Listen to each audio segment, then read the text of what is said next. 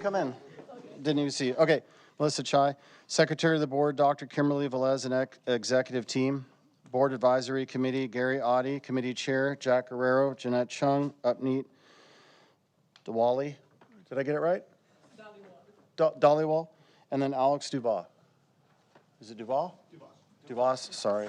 Guys, I'm really sorry. Okay. Pledge of Allegiance.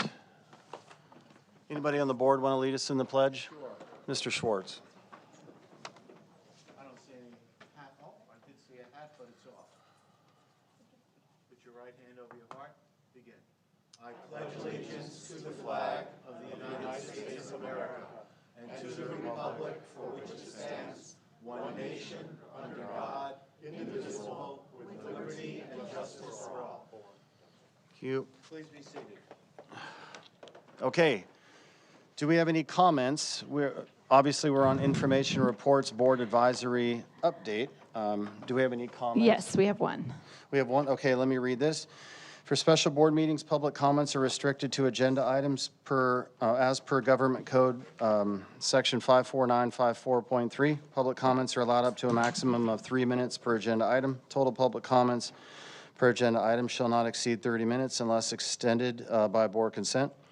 Unless the item has been placed on the public agenda in accordance with the Brown Act, no action will be taken. No discussion will be made regarding personnel issues in open session. All public comments are an essential part of the board meeting and are carefully considered by the governing board. And with that, we'll welcome up our first speaker. Okay, sorry, it's a little, excuse me, it's a little different on the screen because my computer's updating. But first up is David Hatch.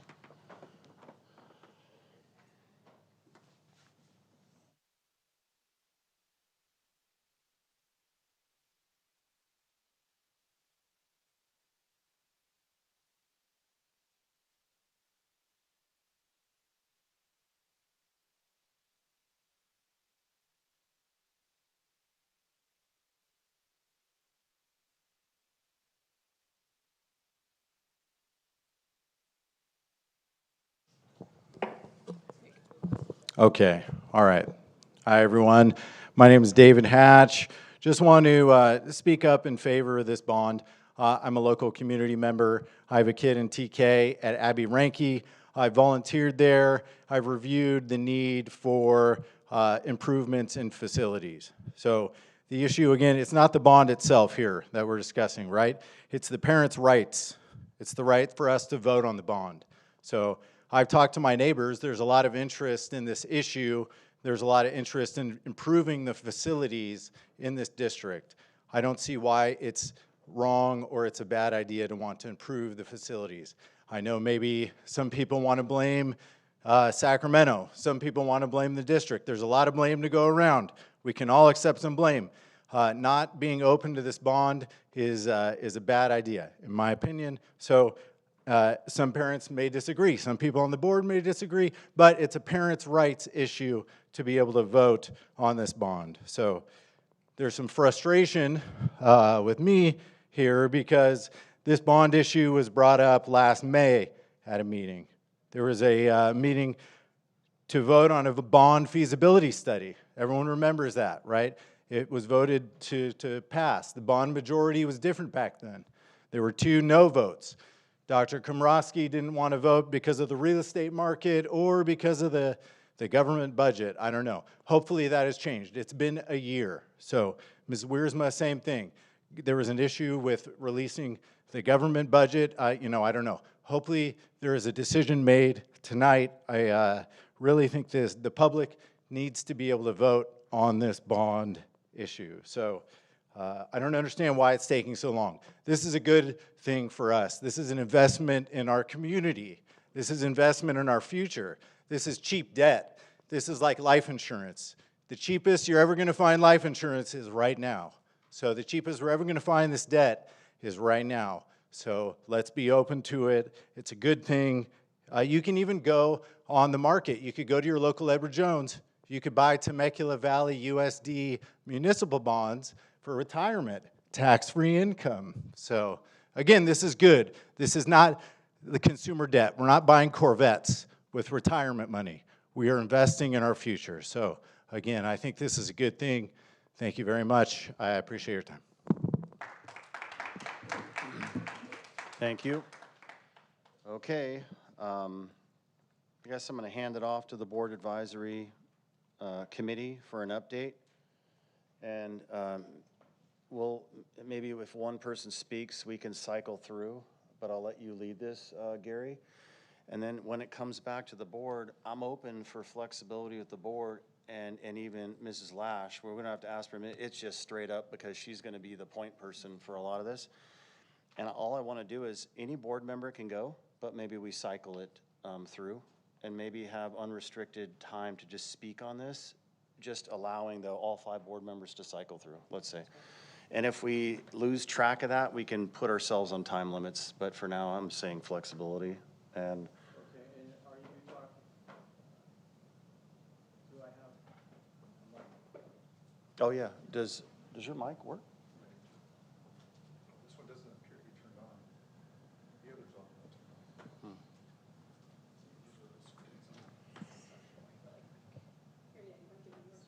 Well, when it works, Mr. Audie, I'm going to hand the floor over to you.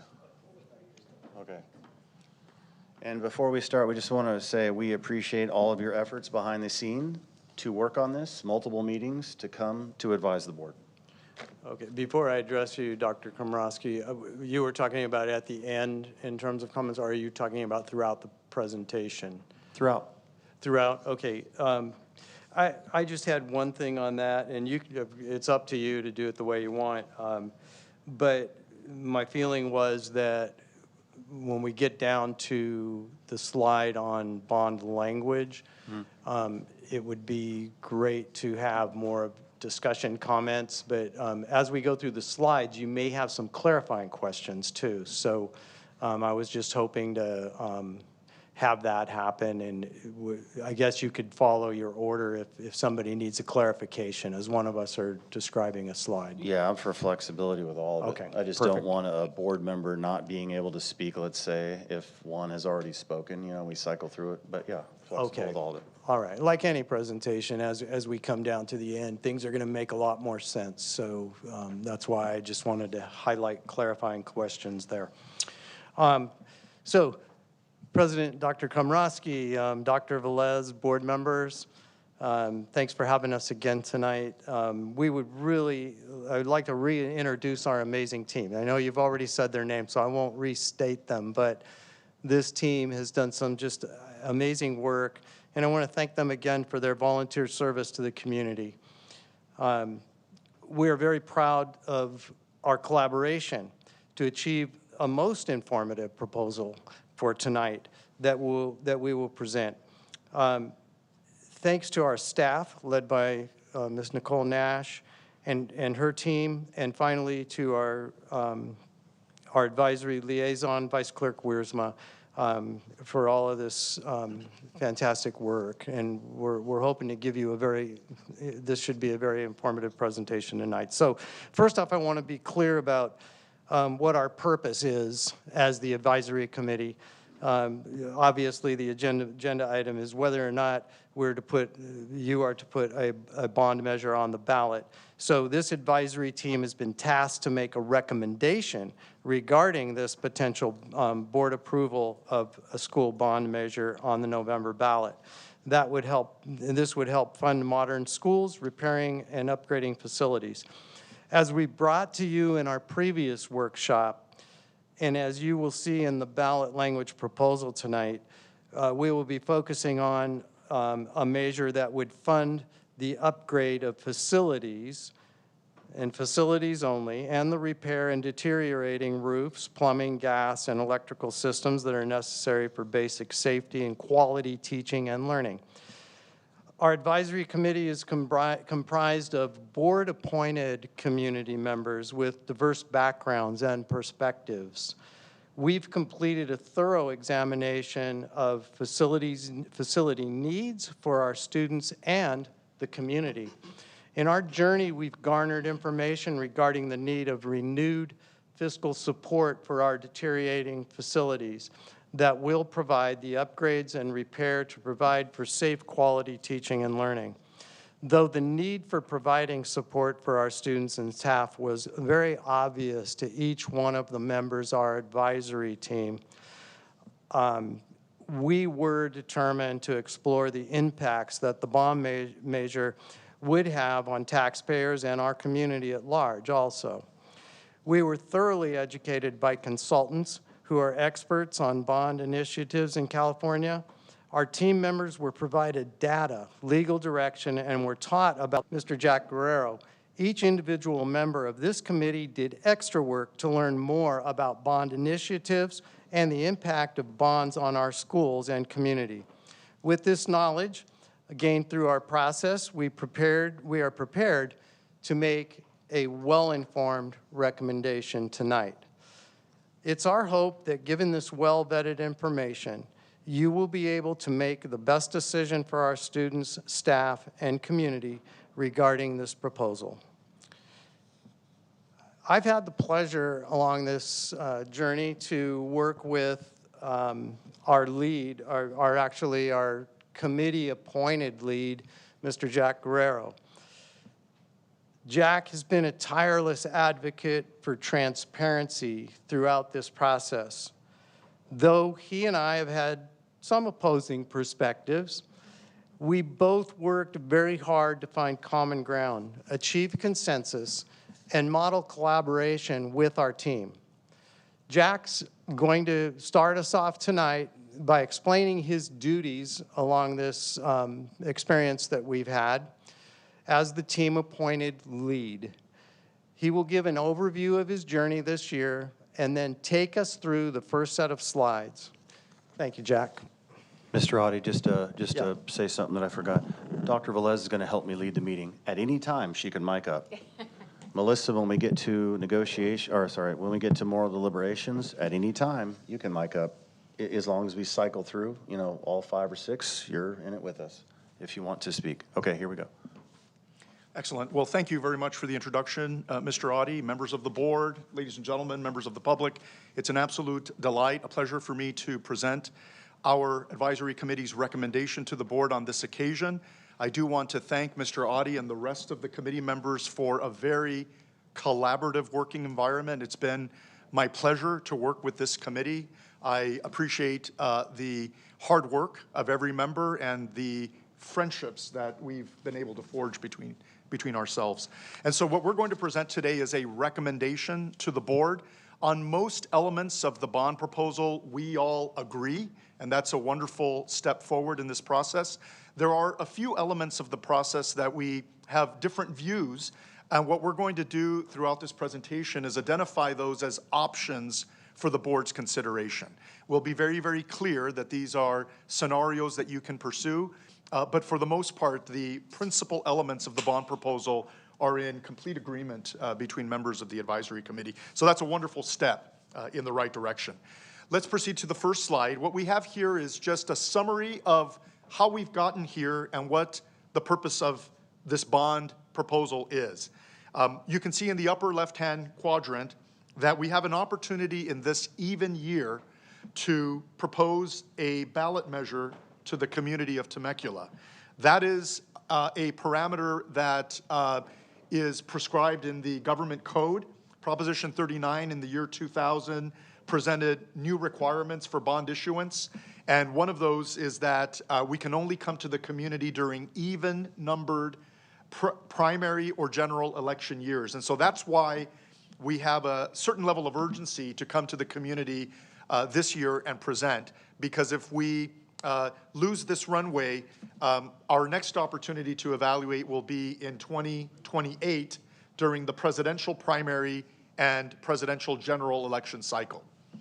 Now, what prompted the initial discussion was an evaluation of the need that exists within the Temecula Valley Unified School District. And believe it or not, we started with a total assumption or a total valuation of facility improvement needs at over $1 billion. And through hard work, a lot of input from this committee and from staff, we've been able to narrow that need from $1 billion and prioritize that list to $400 million as a reasonable value of urgent, must achieve enhancements to construction and modernization of facilities. Now, that doesn't mean that that's what we're going to ask the board to present to taxpayers in this community. We actually overlaid an additional layer of discipline before coming up with a proposal that we'll present here momentarily. We do have a variety of funding sources that the board can consider. We've presented these in previous meetings. For example, we have school impact fees that are generated by individual development communities, but those are very small. They average about $7 million per annum. We also have, of course, the general fund, which sources in the most discretionary way spending within the district. If we look at the most recently completed annual audit report for the district, we've got about $75 million in the general fund balance, and about half of that is true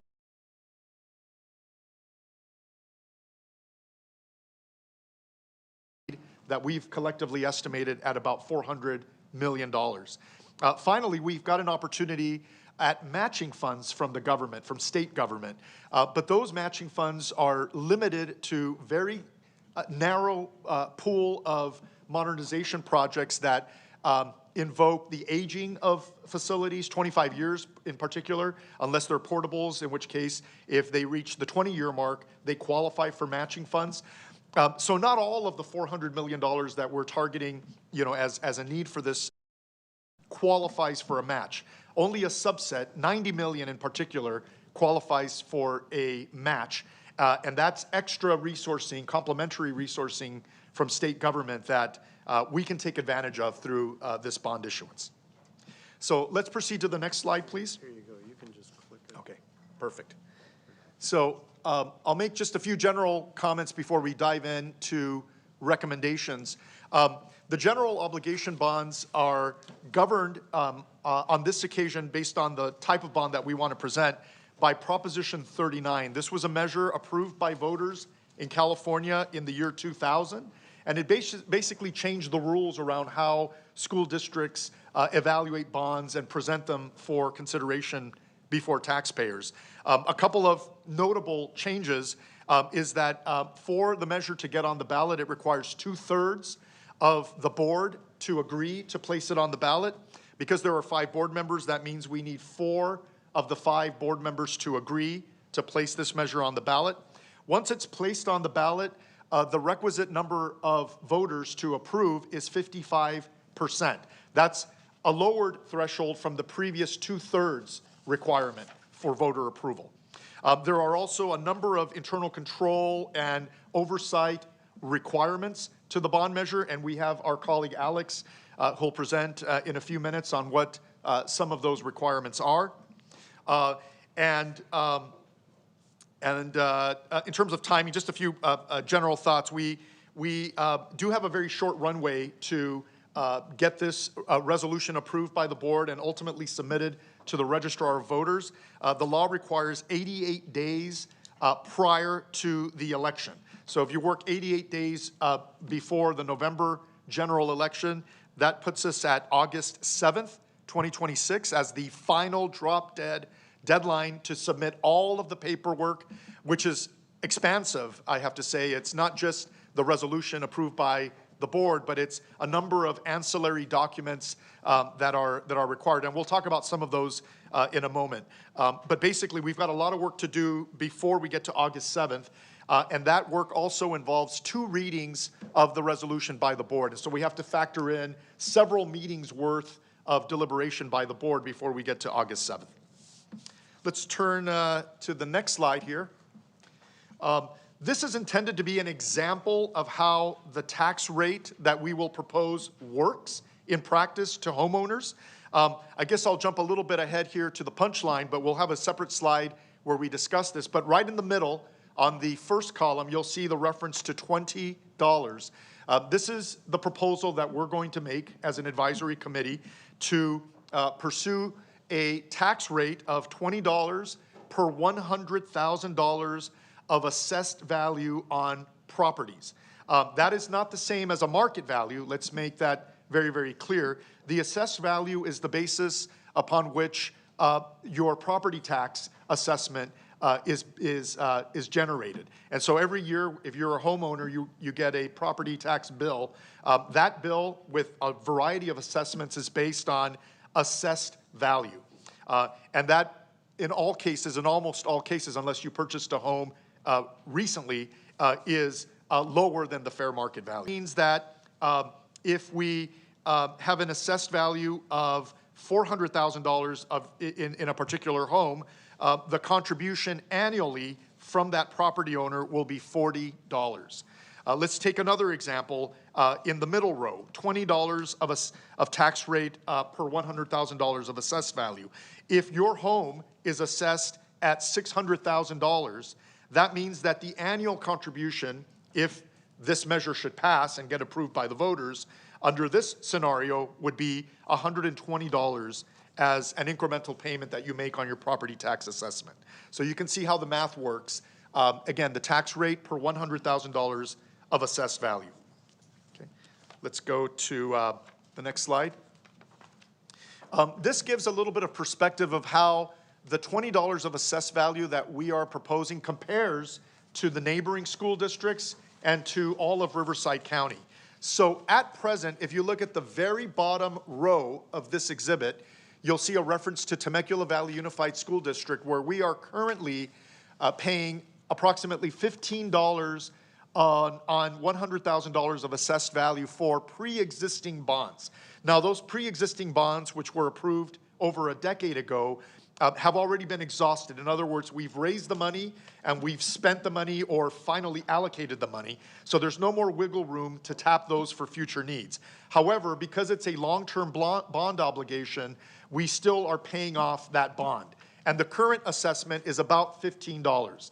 So if we overlay the new assessment that this committee is proposing, which is $20 per $100,000 of assessed value, that would bring the total burden per $100,000 of assessed value to about $35. So that's the $15 plus the $20 that we are proposing, for a grand total of $35 per $100,000 of assessed value. Chuck, I hate to interrupt you, but how long more is the measure why we are paying on that 14.98, whatever it is? Because it's not necessarily the same as if this bond goes through. How many more years on the That's a why? very good point. I'll defer to Ms. Lash for clarification on that point. I believe it's 2047. Okay, we still have a ways to go. Okay. Yeah, I mean, if you think about it, most bonds are averaging about 30-year duration, and if we passed Measure Y just over 10 years ago, we're probably in a 20-year runway, before we exhaust it. So that's a very reasonable assumption. Now, what will happen after that time is that the combined $35 of assessment will then drop by $15 from that point forward, unless this subsequent board or a board in the future decides to put another bond measure on the ballot. Okay, so as of right now, $20 of assessed value added to the 15 pre-existing, that puts us at $35, and look where that compares to the rest of the school districts in Riverside County. It actually continues to keep us at the very bottom, which means that relative to our neighbors, we are the least burdened on taxpayers. So it's a wonderful thing, I think, from my perspective. Yeah. So let's compare to the median average, which is $80. And then if you want to be a little more competitive with the neighboring districts, Murrieta Valley Unified is at $86. They are concurrently evaluating a bond measure in their district, and they're committed, based on last week's communications at a board meeting, to preserving the $86 mark as those bonds, the pre-existing bonds, fall off. So we are quite conservative with what we're asking the board. This next slide provides a comparison to not just the neighboring school districts, but the neighboring counties. So on the upper left-hand side, I know it's very small print, but I'll point out the relevant metrics. We can see the San Diego County School District average, which is about $41 per $100,000 of assessed value. Again, our combined burden on taxpayers would be $35 per $100,000 of assessed value. So relative to the average of San Diego County school districts, we are in a more favorable or least tax burden position. On the right-hand side of the slide, you see the Orange County District averages. And in the orange bar in the middle, you see a $32.16 average burden for Orange County school districts. The proposal for Temecula Valley, once we add the pre-existing tax burden, is about $35. So we are closer to what Orange County school districts experience and more favorable compared to San Diego County, and certainly more favorable compared to the rest of the school districts in Riverside County.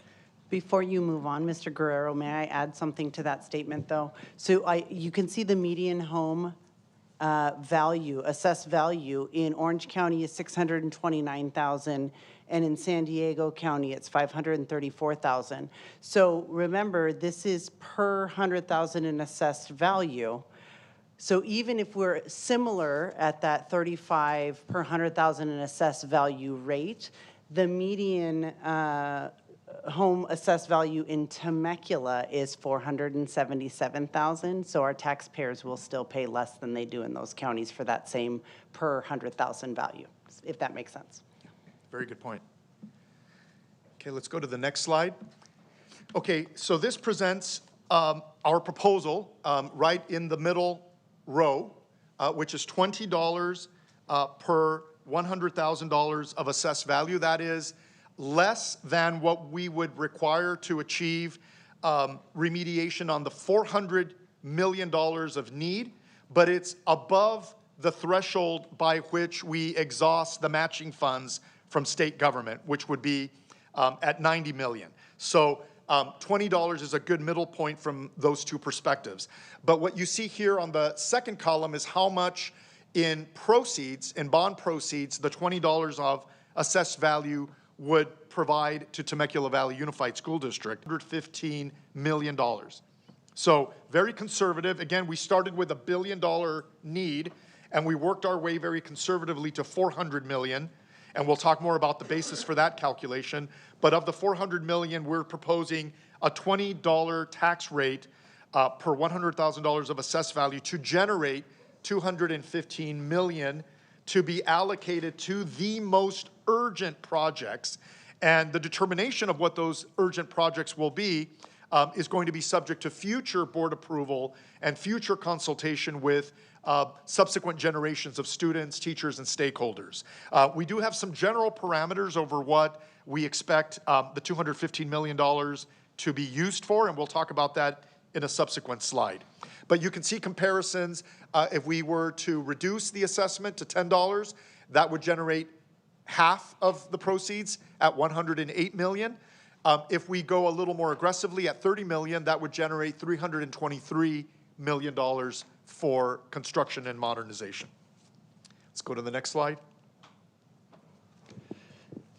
And at this point, I'm going to transition over to Nicole Lash for discussion of modernization and eligible sites. So I just wanted to show the board and the community the sites that will become eligible for modernization just in the next 2 years. So typically, we don't have enough facility dollars to modernize facilities as they become eligible, where you can see we're a few years behind. But just over the next 2 years, we will have $65.7 million in state matching eligibility. So I know Mr. Guerrero did an amazing job of talking about what state matching dollars are in that 60-40 split, in that the district pays 40%, the state will match 60%, but we have to pay the entire 100% up front. So we would have to pay the total $109.5 million in spending to then submit for reimbursement through state matching dollars to receive that $65.7 million. So these are just the schools that are eligible for modernization from now till 2028, and the list just grows from there. And I just do want to point out in that third bullet, when you add up all of these sites in their needs, not wants, but not nice to haves, but need to haves, just these sites alone, that's where we narrowed down our focus to the need being $426 million worth of needs just for these sites that are becoming eligible in the next 2 years. And with that, I believe I'm passing it over to Mrs. Chun. Thank you very much. So the prioritization of work to be done. I think last time when we had our board presentation, we showed a lot of pictures of the portables, and we had a little chuckle amongst ourselves that we wish we had a scratch and sniff sticker to be able to let you guys know what the portables experience was when we walked through them. I think it's very telling that the Temecula Valley High School has 15,949 in eligible need. I think that's the best way to put it. Eligible needs to be fixed there. That's where we actually went and did our walkthrough. And the prioritization for all of the schools is very important, but the one thing that we discussed a lot was the portables. They're becoming at the end of use, and the outdated nature of them can cause, and in the future, health issues for not only the parents, but the the students, but the teachers as well. It was really concerning to us that we really wanted to make sure that that was something that was hit. They're very expensive to remove and replace. And so I think that that's a large portion of that $15 million just to deal with some portable issues. But the idea would be to reduce the number of classrooms in outdated portable buildings. They said that not all of the portables have classrooms. Some of them are used for other items, but those portable buildings were very outdated. The modernized outdated classrooms and the learning environments, it was a stark contrast when we did our tour from the newer buildings compared to the older buildings, and the level of ability for not only lighting, but space, and the modernization of just even the usage of what, I'm looking for that word right there. Projectors, thank you. They had the most, sorry guys, it's been a long day. They had an incredible amount of facility improvements in the newer buildings that they cannot do in the older buildings. And so there was like a big contrast to that. And so it just felt as if one of the things we wanted to touch on was making sure that the learning environments were something that were suitable for at least restrictive environments especially. And so the repair and replacement of energy management systems, lighting, HVAC, and alarms. The repair and replacement of deteriorating roofs, gas sewer lines, and electrical systems. The upgrade of technology and furniture to meet 21st century learning needs. I touched on that. The newer buildings and the newer construction is just out of this world. And compared to what it looked like when I went to high school in the portables, it doesn't feel like it changed much from when many, many years ago. I won't say how long, but many years ago when I went to high school, it looked the same. But also add shade when feasible for outdoor eating, learning, and activities. I think that that's really important, especially with the heat that we deal with. Providing shade for the students, that I think is something that they would really appreciate and be necessary. Improve physical safety of facilities, such as the concrete, asphalt, fire alarms, ingress and egress. In the older buildings, one of our great concerns was that as you do fire drills, you do gun safety drills, and active shooter drills, there was no ingress and egress. There was one way to get in and one way to get out. And so we have felt like that was a great concern. We wanted to have added into this as something to promote for fixing. As well as the fire alarms, we were addressed that there was an entire system that's enmeshed with itself, that this system needs to be placed within the rest of the system, as well as all of the lighting and the HVAC and the alarms. It's all one system, and when they're not added into it, it does cause problems and could cause safety issues. And then the repair and replace of play equipment. I thought that was pretty important, especially for the younger kids. You know, they really do need to make sure that we have the utmost safety for them. But I just think that, especially the HVAC, we were showing on the outside of the portables where they're sticking out. And so when kids pass by, you know, they can get a little rowdy, and not everybody's paying attention. I don't even pay attention where I walk. And there was really pointed corners that can possibly cause concern. And hopefully it hasn't, but those were things that we really wanted to pay attention to, is that the air quality especially is something to be thought of, especially in those portables and the older buildings.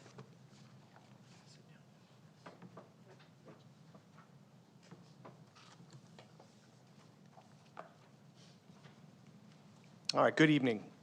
As Jack alluded to earlier, the focus of this committee hasn't just been on how best to meet the needs of the district and its students in terms of facilities and modernization, but also on how to ensure transparency and oversight and accountability for any such bond to the members of our community that we're going to be asking to pay for them. So this slide covers just 4 of the pretty significant ways that any bond that this board proposes will be accountable to the voters and to the members of our community.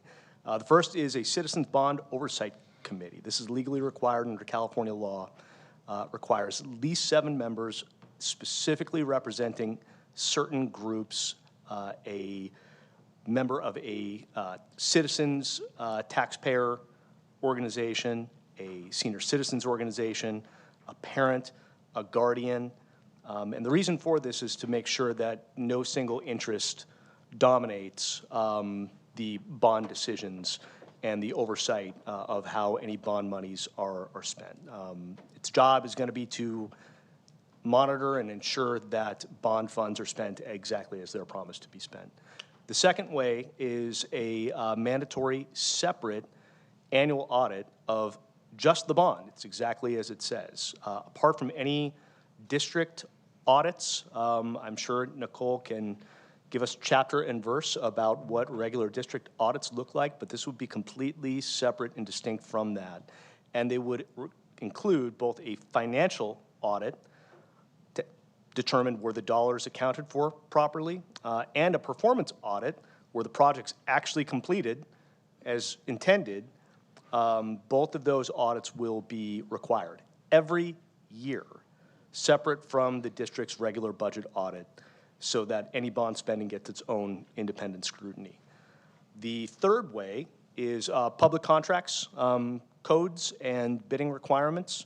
As a lawyer, this is significant, and I know that our district already practices this, but just for the sake of one, there's competition that's involved to reduce the risk of any type of favoritism, to reduce the risk of inflated costs, to make sure that vendor selection for these projects are transparent and part of the public record. And then the fourth way that we will have accountability over any proposed bond is these legal and ballot constraints. A project list needs to be publicly disclosed. Money can't be spent on unlisted items. This is not a slush fund. This is not something where the money is advertised for one purpose and then spent for a different purpose. I mentioned this during our last update to the board. This one's significant. No teacher or administrator salaries can be paid from bond funds. No district office facilities, no improvements or remodeling of Dr. Velez's office is sort of my little joke that I've been using throughout this year. Right? This is solely for our students, for our schools, and for their facilities. And then lastly, the amount's capped at the ballot amount. So it's what you see is what you get. We are not able to spend in excess of what a bond measure would authorize. The district can't go quietly spend more than what the voters actually approved under the pretext of, well, there was a bond that was passed. So overall, taken together, these measures are a way to give voters confidence that a yes vote, if it is put to them for a vote, means the money that they're asked to spend for the sake of our schools and our students will be spent exactly as described, with oversight at every level. Okay, quick question. We've cycled through. Ms. Dollywall, are you presenting? No. Okay, just to be clear. Okay, good. Yeah, absolutely. I think it's for Nicole next. Okay, we're handing it off to Ms. Lash. Okay, there we go. So in our last workshop, the conversation around general fund commitment was raised. And so this slide is to show, number one, the current financial commitments of the general fund towards facilities, and then some proposal or conversation for potentially increasing the board's commitment towards facilities. So currently, we contribute 3% of our total expenditures for routine maintenance, which is approximately $12 million a year, and that is to keep facilities in working condition. And then So this is patching roofs and re-sealing pavement, and we do that over and over and over again until we can no longer do that, and then we have to replace. So replacement is more of a deferred project every, call it 5, 10, 15 years, depending on the useful life of something. And so we, the board for TVUSD, a few years ago made a commitment to contribute an additional 1% out of our general fund towards those larger projects. So combined, we contribute every single year $16 million out of our general fund towards facilities within the organization. If we were to continue that commitment through the life of the bond, and let's just say we get the $215 million and that lasts us 8 years. It would likely last us longer, but for a conservative approach, let's say it lasts us 8 years, that would mean that of our total funds that we spend on facilities over the next 8 years, 37% would come from the district's general fund. And so that's already committed, and we would already be doing that, continuing on with our existing commitments. If the board would like to discuss increasing that commitment to, I don't know if the term was have more skin in the game, or just want to increase those matching funds, each percent addition would be approximately $4 million. And if you contributed an additional 1%, that would mean that over the next 8 years, the total amount that we spend on facilities, 43% would come from the general fund. If you wanted to do 0.5%, it would be, somewhere in between those two. So about 40% of total spending over the next 8 years would come from the district's general fund. So one conversation as we lead into our adopted budget, is the board interested in committing additional general fund dollars towards facilities? And if so, what percent? Would it be one time or ongoing? Those are all conversations for the board to have for moving forward. And so we discuss with under what conditions. And we can just put that little sticker note in there that it's possible that the board's open to 0.5 to 1%. Correct. And then we'll circle back. Yep. Sounds good. Thank you. Okay, and remember a few slides back, we keep saying that $400 million worth of needs. So we wanted to provide a lot of clarity and detail. Oh, sorry, if you'll go back. Yeah, that one, sorry. So we mentioned the schools that were eligible for modernization in the next 2 years. And if we just looked at each one of those schools and their needs, not their wants, what that would look like if we had $400 million to spend, we wanted to show where that $400 million would go. So, and it's broken down by the categories that we've discussed, right? We talked about how do we move classrooms out of portables? How do we provide shade? How do we repair or replace roofs and HVAC systems? So you can see Temecula Valley High School alone has about $62 million in needs, not wants, but needs. Remember the slide where we showed you state matching eligibility was only about 19 million. So the needs far exceed what we're going to be able to do, but what the bond would do is it would help us start chipping away at some of these projects. And so you can see we've both totaled it by school site and by category. So that number all the way to the right, that 68 million, that's just if we wanted to get kids out of portable classrooms. The number all the way to the right, for just modernizing existing permanent facilities. And so, again, it would be left for a future board to determine the priorities, which sites have the greatest needs, and of these projects, which one we would do and which one we would potentially postpone. But this is to show that when we go out for a $215 million bond potentially, it's not to solve all the facility problems of the district, and we wouldn't even hit all of these schools. And you'll notice there's a lot of schools not on this list. These are the ones that are just eligible for modernization in the next 2 years.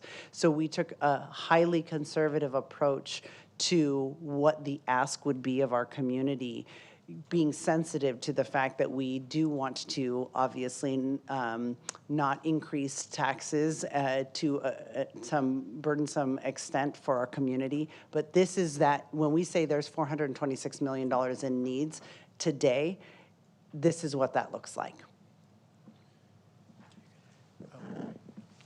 If I could just chime in here real quickly. Thank you very much, Ms. Lash, for this slide. Just a few other points for the public. Our committee actually looked at the calculations in this display. I'm a certified public accountant, and so the auditor in me just couldn't resist.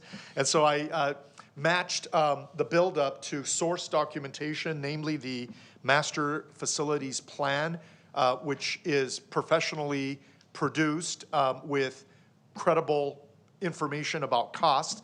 And we also looked at the assumptions inherent in each of these years as we progress over to the right, and there were assumptions around inflation, around escalation costs on construction. It isn't cheap. I do have to let everybody know that we're looking at construction priced at over $1,000 per square foot. So we included those very realistic, although excessive, assumptions into the forecast, and again, sourced all of the primary information to the Master Facilities Plan, which was professionally prepared separately. So thank you, Ms. Lash. And I will say our executive director and myself are also former auditors, so we were all mind melding. I got a quick question for clarity. Somebody was saying that the feed went out, Jack, when you first presented, and you said something about, hold on, just because I said I'd ask for clarity. About specifying half the general fund was going towards something. Can you please clarify that? You made a quick statement and your feed cut out. Oh, half the statement went to the, maybe you're referring to what Ms. Lash invoked in a previous slide about adding an extra percentage of support from the general fund would get us roughly $4 million on an annual basis of additional contributions to construction and modernization. If we went up to 2%, that would provide as much as $8 million of additional complementary funding. And on a combined basis, a bond and allocations from the general fund, the 2% incremental contribution would almost equate to 50% support from the general fund and 50% support from the taxpayers through the bond measure. So if we ever, when we get to the point of discussion around shared costs between taxpayer and district, if we want to explore allocating additional percentage points from the general fund, we could get very close, to a truly shared endeavor. Okay, thank you. And for those of us who are not former accountants or currently accountants, we really appreciated having those math people on our group. We did a lot of math, so have fun with that, board.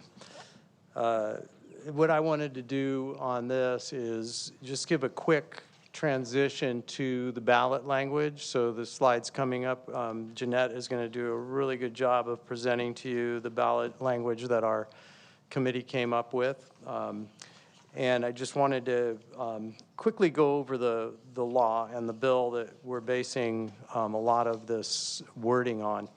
And so the history there is in 2015, we had a bill from a Republican Assembly member that passed. And so AB 195 made it a lot less slanted and more factual. But then the key here on this slide is the addition to that. In 2 years, we came up with AB 6, which imposed requirement on bond measures sponsored by local governments and required that the 75-word explanation be, and again, highlighted here, true and impartial synopsis of the proposal in language that is neither argumentative nor likely to create a prejudice for or against a measure. So I think, as we go through and Jeanette explains this language to you, I would really like you to keep that in mind as we go through, not slanting, keeping it impartial,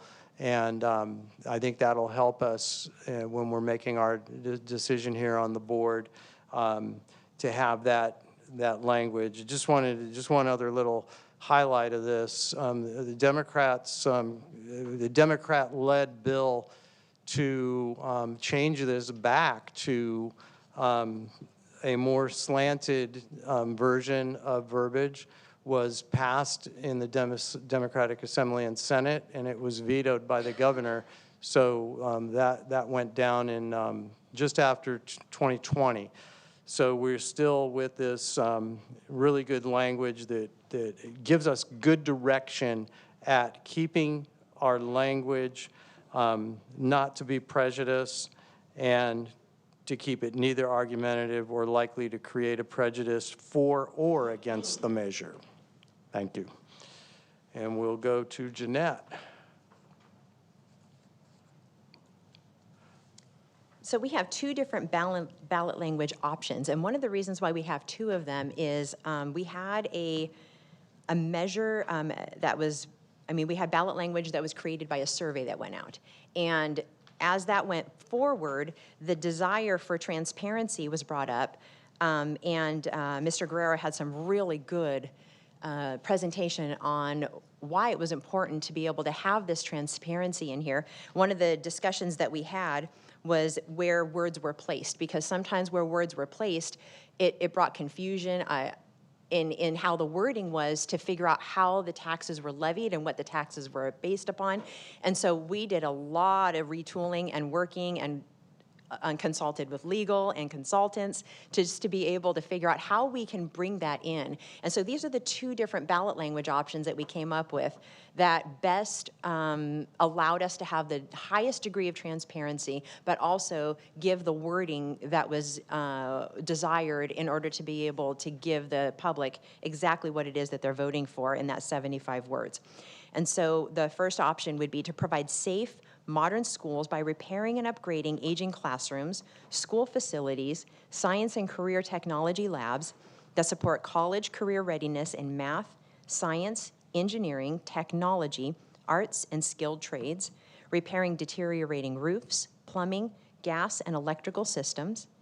Shall Temecula Valley Unified School District's measure be adopted authorizing $215 million in bonds at legal rates, levying approximately $20 per 100,000 assessed value, averaging $13 million annually, while bonds are outstanding, with citizen oversight audits and all money locally controlled. So that's one of the options. And this is the option secondary that we worked really hard on after some really good discussion and some suggestions by Mr. Guerrero. To provide safe, modern schools by repairing and upgrading aging classrooms, labs, and school facilities that support college career readiness in math, science, engineering, technology, and skilled trades, repairing deteriorating roofs, plumbing, gas, and electrical systems. Shall Temecula Valley Unified School District's measure be adopted authorizing $215 million in bonds at legal interest rates, levying up to $20 per 100,000 assessed value, averaging $13 million annually, while bonds are outstanding, estimating 30 years, with citizen oversight audits and all money locally controlled. And so we just really felt like it was very important that the people knew the duration of the bond so that they know how long they'd be paying for this, as well as that their legal interest rates and not just legal rates. That was a very high subject of conversation, is that legal rates doesn't exactly say the word interest in it, so people don't know that interest is being paid upon this $215 million. However, the $20 per 100,000 assessed does not change. That doesn't change. There's no increase on that. That is a steady rate, and it will be a portion of the of our taxes for our taxes for our homes. And so and I already said the estimated 30 years, but there was legal language that's required in this that we had to work around, because there is some language that you absolutely have to have in here. And so it was just moving things around to make sure that it was acceptable. And did you guys have any questions? Is the board advisory committee regarding the bonds advising the latter or the former?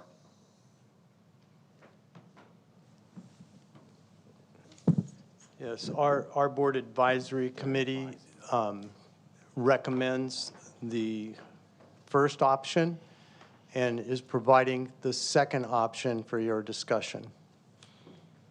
Thank you. I have a question. Yes. I noticed that arts is missing from the second. In the second. I don't see You want me to arts take in it? the second one. So- I see it in Oh, the first. yes. Yeah, in the second one, we had to take something out to make this 75-word count. Correct. And that's Well, what, taking out arts is, well, for me, is not acceptable. okay. Okay,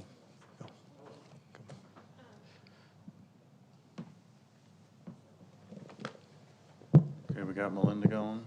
Yeah, at the previous meeting, I discussed how important the language was. And I had ideas like, or not ideas, there's language that is traditionally used in some, like, I like 20 cents per $100. I also like to remove certain language, but I feel like this process isn't about what I want. So I appreciate that the board put together both of these and gave us the options for discussion. I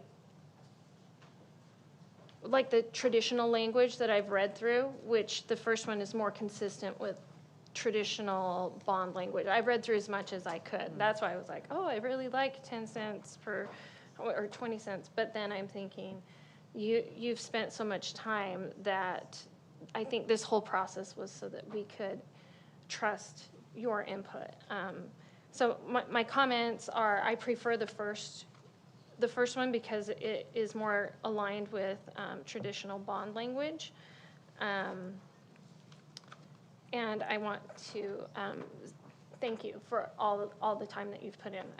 I don't have much to say tonight, except I just feel very overwhelmed at how grateful I am that this community has the opportunity to have a bond possibly brought forward under these circumstances, because I know a lot of school districts have not had a board advisory committee that did all the hard work for them and then presented to them. So thank you, because I feel like you took a huge burden off of our backs.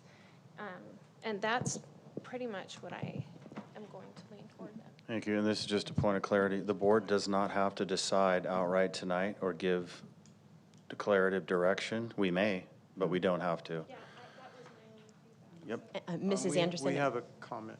I just wanted to say, the reason why we chose the $20 per 100,000 was for the very reason that we have some really good mathematicians that are on this advisory committee, but when I'm sitting there trying to quickly assess what's going on, even though we do get our ballot language way ahead of time, sometimes it's when you're thinking about it and looking at it, we wanted to make it as easy to calculate as possible at that moment, that some people may not have had the time to be able to read through, and at the moment that they're voting, it's a little more difficult to do 20 cents per 1,000 when it's such large numbers. So we wanted to just make it as easy as possible for $20 No per decimals. 100,000. Yeah, and that's where I realized, like, this process was set up so that we trust in your ability to make that decision. So it's not about, well, I like this better. So that was my only. And I'll just quickly speak for our committee and thank you for the trust at this point. Mr. Barham. So I'm going to make a motion. I move that we adopt option number 1 to go into the, in terms of that is what is going to be our ballot language. Do I have a second? Second. Mr. Barham, a point of clarity. We haven't even got to the master list yet. I can make a motion. It's information. I'm allowed to make a motion, and I made it, and I got a second. Too premature. We can take a vote. It's just not going to go anywhere. Well, we'll see. I'm guessing. All right, we'll see. Lene's not here. We'll call roll. We need, Mrs. Wiersma? we need to continue discussing this, so Well, yeah, well, I mean. it's a no. Well, yeah, well, let's vote and then we'll. Yeah. Yeah. Okay, so, the voting order, I'm not used to calling, Dr. Anderson. No, I would like more time to get everyone's feedback. Got it? Not just mine. Mrs. Wiersma. I concur. No. Okay. Mr. Barham, Yes. Mr. Schwartz? Yes. No. Melissa? I'm not going to vote on this one. Motion not adopted, 3-2. And we still have much more information to discuss with the master list, and we can put this into, like I said, point of clarity, I think the motion was premature. We haven't even discussed all of the workshop yet. And who's going to be discussing the master list? Yeah, okay, good. Okay, got it. So So this to is just give you- one, we got more. So to give you some direction on that, Yeah, we're yeah. still on kind of a question and discussion period on the bond language, although I do understand that a motion can be made. So we would hope we would spend more time on this, and then we'll proceed to the next slides. Gotcha. I So do are have a you leading clarifying us? question. Okay, Ms. Zorzi. So my question is, I definitely have some thoughts here, but would like to defer to you all if you feel like it would be better to go through the project list and come back, because I'm definitely going to want to discuss this, hear other thoughts, hear from Mr. Guerrero, but I don't want to stymie it if you feel like it's better to continue on with the slides and then come back. You guys okay with moving on? Okay, let's move on. Thank you. I think you have the clicker. Okay, I'll go. Okay. So I'll present on this slide, which is a tax rate statement. So when we submit materials to the Registrar of Voters, remember we've got that 88 days in advance of the election date. One of the many pieces of documentation we need to submit is this so-called tax rate statement. Here is a rough draft over on the left-hand side, which we don't need to probe meticulously. I'll highlight the key points. But what I want to stress is that this is an opportunity that taxpayers will be available to read and digest, because this document will be presented as part of the sample ballot that gets distributed, mailed out to all of the voters. And this very detailed tax rate statement explains with a little bit more granularity what the assumptions are around the bond issuance costs, interest calculations, the total cost of the debt. I'll highlight some of those points now so that everybody's apprised. And really the key question at the end of the day for the board is going to be how much of this tax rate statement in terms of material pieces of information are worth or appropriate to bring into the 75-word ballot statement. And we'll have hopefully opportunity to discuss that further during the meeting. But in the tax rate statement, just want to highlight a few things. This is identifying $20 per $100,000 of assessed value as the maximum rate that we are proposing. The total cost of the bond will be, based on current assumptions, $383 million. In other words, we would raise with this bond $215 million, but it would cost taxpayers over the life of the bond $383 million. So that difference, if you want to think of it as a markup, is about 80% of the total issuance. So $215 million, 80% of that is what we're going to pay in interest over the life of the bond, estimated to continue through the year 2056, or 30 years. And all of that is very clearly outlined in this tax rate statement. One other point that I'll make is that it's not delineated in the tax rate statement, but just wanted to let the community know, to be fully apprised. The education code in California law stipulates that our maximum interest rate is 8%. There are other elements of the government code that have higher interest rate caps, but for purposes of the education code and what this proposed bond is structured within, the 8% is the maximum interest rate on an annual basis that we would commit to. Okay, let me turn it over to the next slide. Okay, so we now could circle back to bond language. This is pretty much our conclusion right here, this slide. So if the board would give me some direction, I think we can go, I would imagine we wanted to go back to that slide on bond language. Yeah, Mrs. Wiersma is going to talk, then I'm going to talk, so yeah. Okay, on Yeah, this yeah. particular slide. Or just overall. Okay, Yeah, great, yeah. okay. Mrs. Wiersma.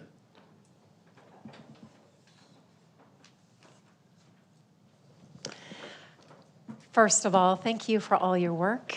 It's definitely been a pleasure to attend some of the meetings and learn a lot. I know Mr. Audie and I talked on the phone about how it drove us to do additional homework, and I appreciated that very candid and honest conversation with you. There are several perspectives here, so I think it was disingenuous to try to shut it down earlier.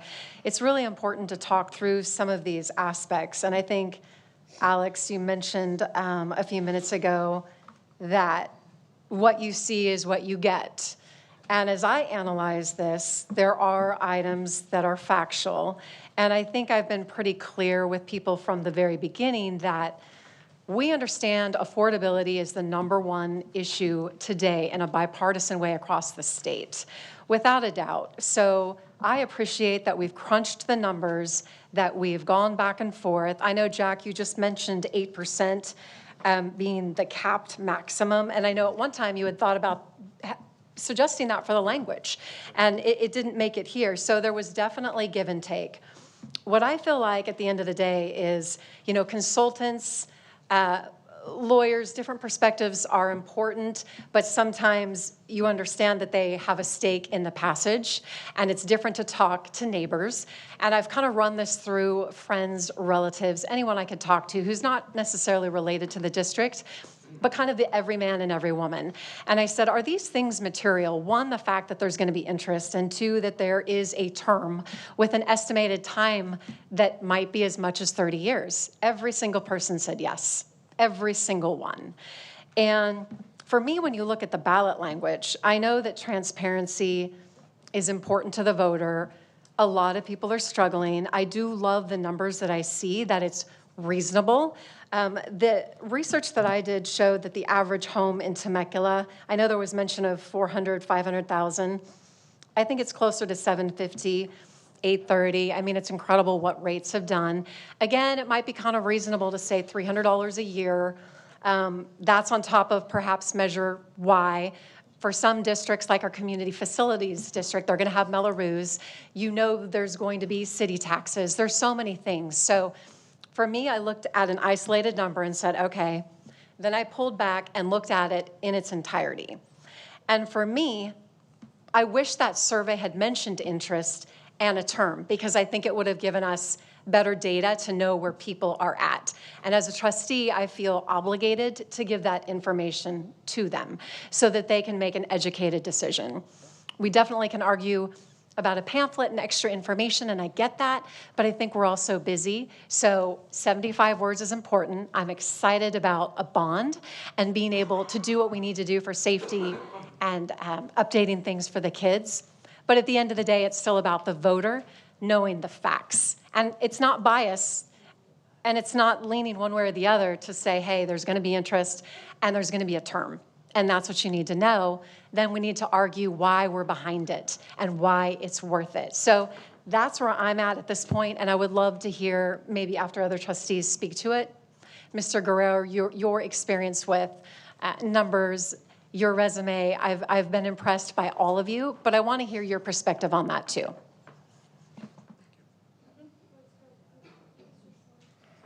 Yeah, Steve, you spoke, or do you want to? No, I want to speak. All right, you go first, then I'll go after Steve. Well, I'm kind of surprised that anybody who lives in this society doesn't know what a municipal bond is, and that there's an interest rate and there's a term for it. I mean, it's common knowledge that bonds have, even if you buy U.S. savings bonds, you keep them for X number of years, and you get X number of dollars of interest. So I'm just kind of surprised. The bottom line for me is this is, Mr. Hatch, before you go, This is up to the people of Temecula. We have to give them the opportunity to vote. Whether anyone on the board is for it or against it, we have to give the people of Temecula the right to vote to improve the schools for their children. That's all I have to say.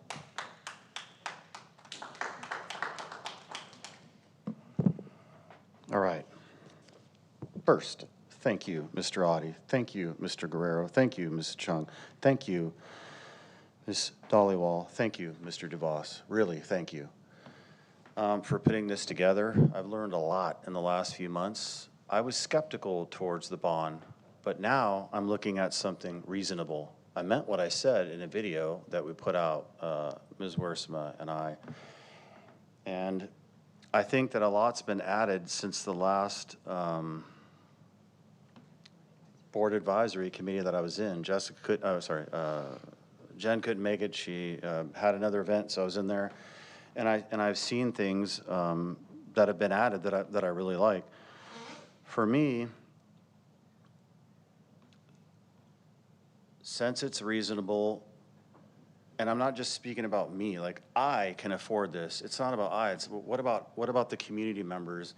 I know that we need district of pairs. I know that Sacramento is not giving us what we need, so we're having to burden the community. I know it's a tax burden, but I think it might be reasonable, especially compared to other districts, especially compared to other counties.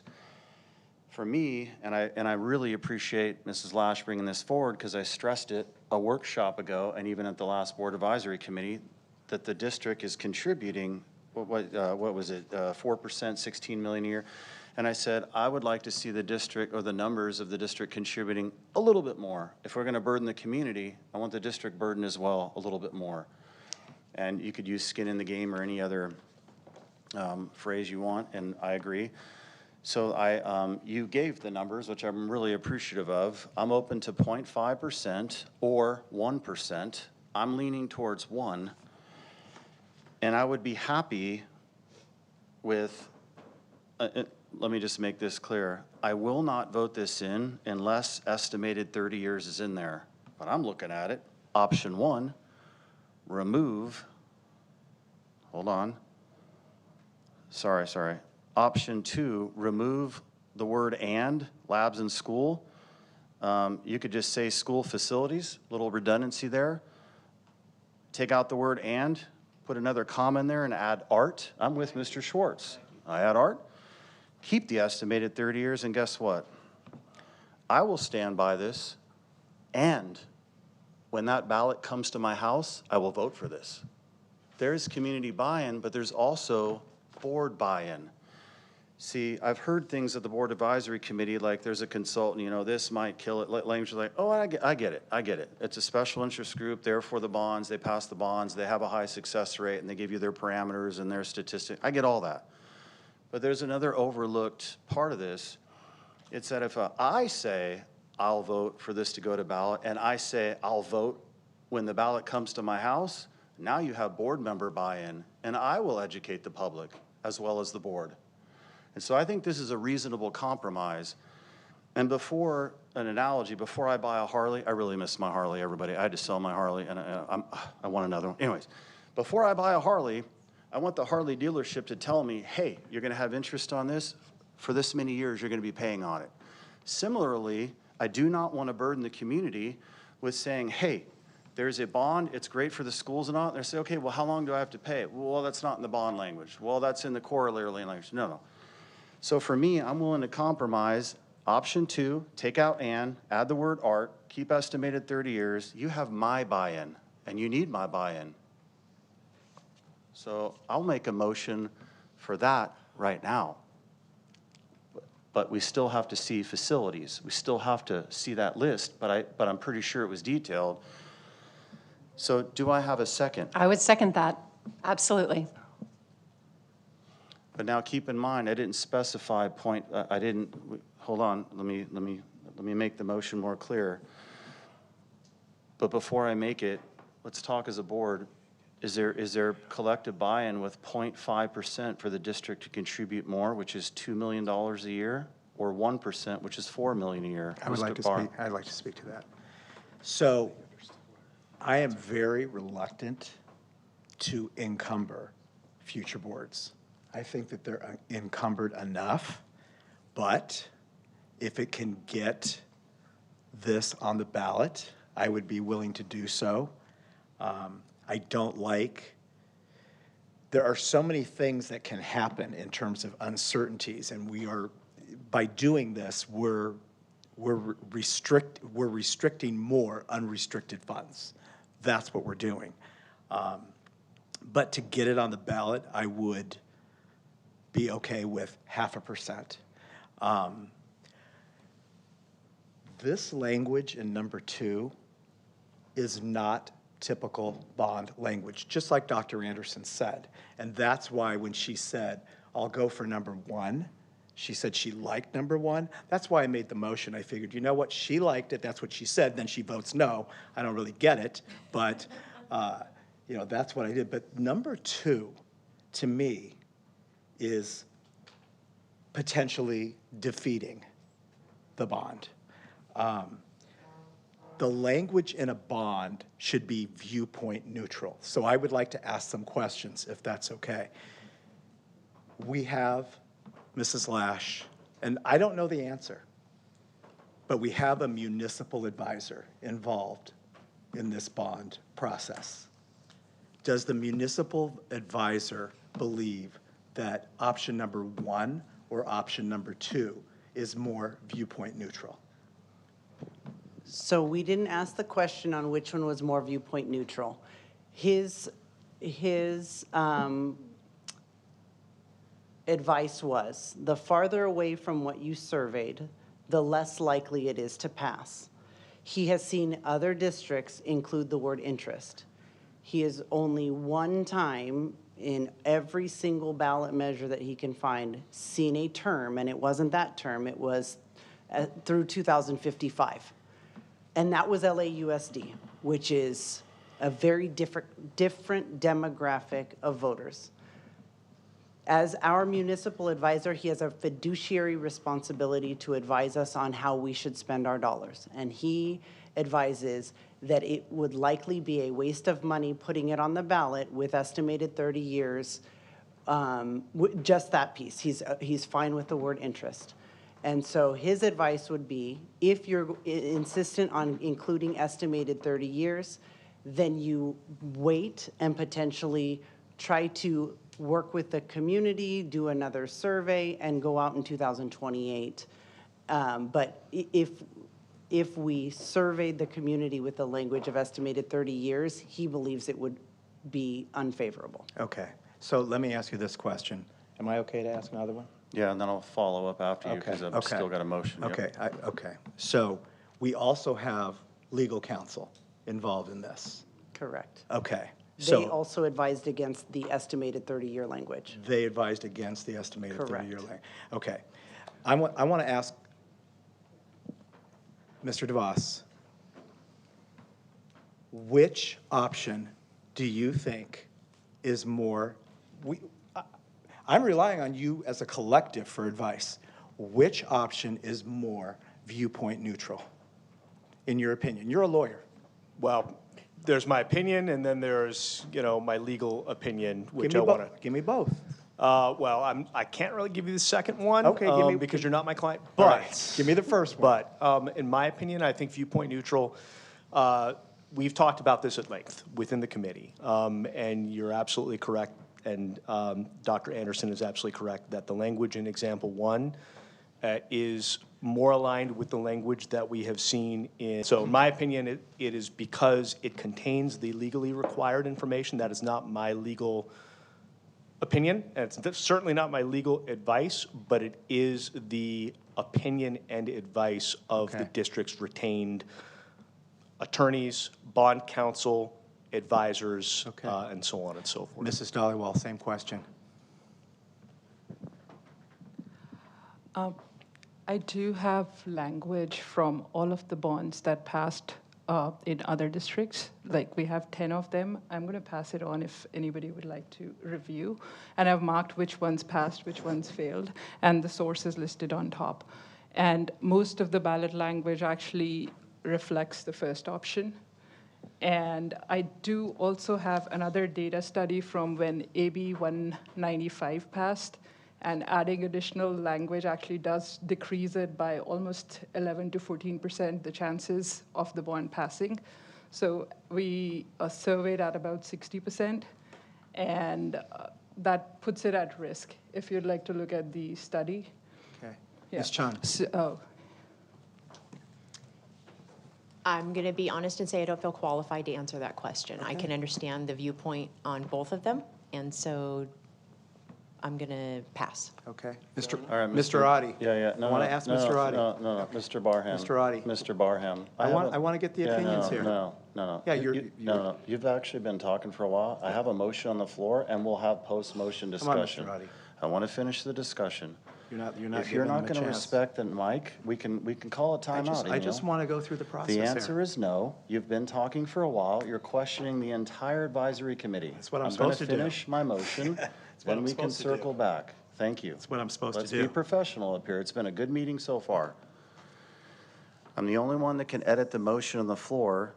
My edit would include 0.5% for the district matching, which would be 2 million, ongoing, in perpetuity, whatever language there, to take out, like I said, the "and" on the second option, put school facilities for labs in school facilities, take out the word "and," add after technology in the second one, comma, arts, and keep the language that is there, having the estimated 30 years. That is my edit to the motion. Do I have a second? I will second that. And I'm going to call a point of order. Now we can have. I'm going to call a point of order. Now we can have post-motion discussion. Excuse me. And now we can have directed questions, now that we have a motion on the table. Mr. Barham? You're dismissing my point of order. Okay, point of order. I have a point Say of it. order. When you say that you are the only person that can edit the motion, I made the motion. you are incorrect. When you make a motion, the motion belongs to the legislative body, not to the person making the motion. So you can rule on the point of order, it's your choice, but I am bringing that point of order that when you make a motion, that you are not the only person that can edit it. Once you make a motion, it belongs to the legislative body. So go ahead and rule. Okay, so we have an edit to the motion that I made, and we have a second. Now we can have post-motion discussion.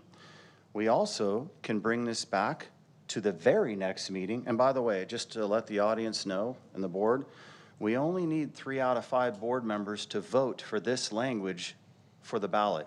The next meeting, we need 4 out of 5 board members, 2/3, to make it go to the ballot.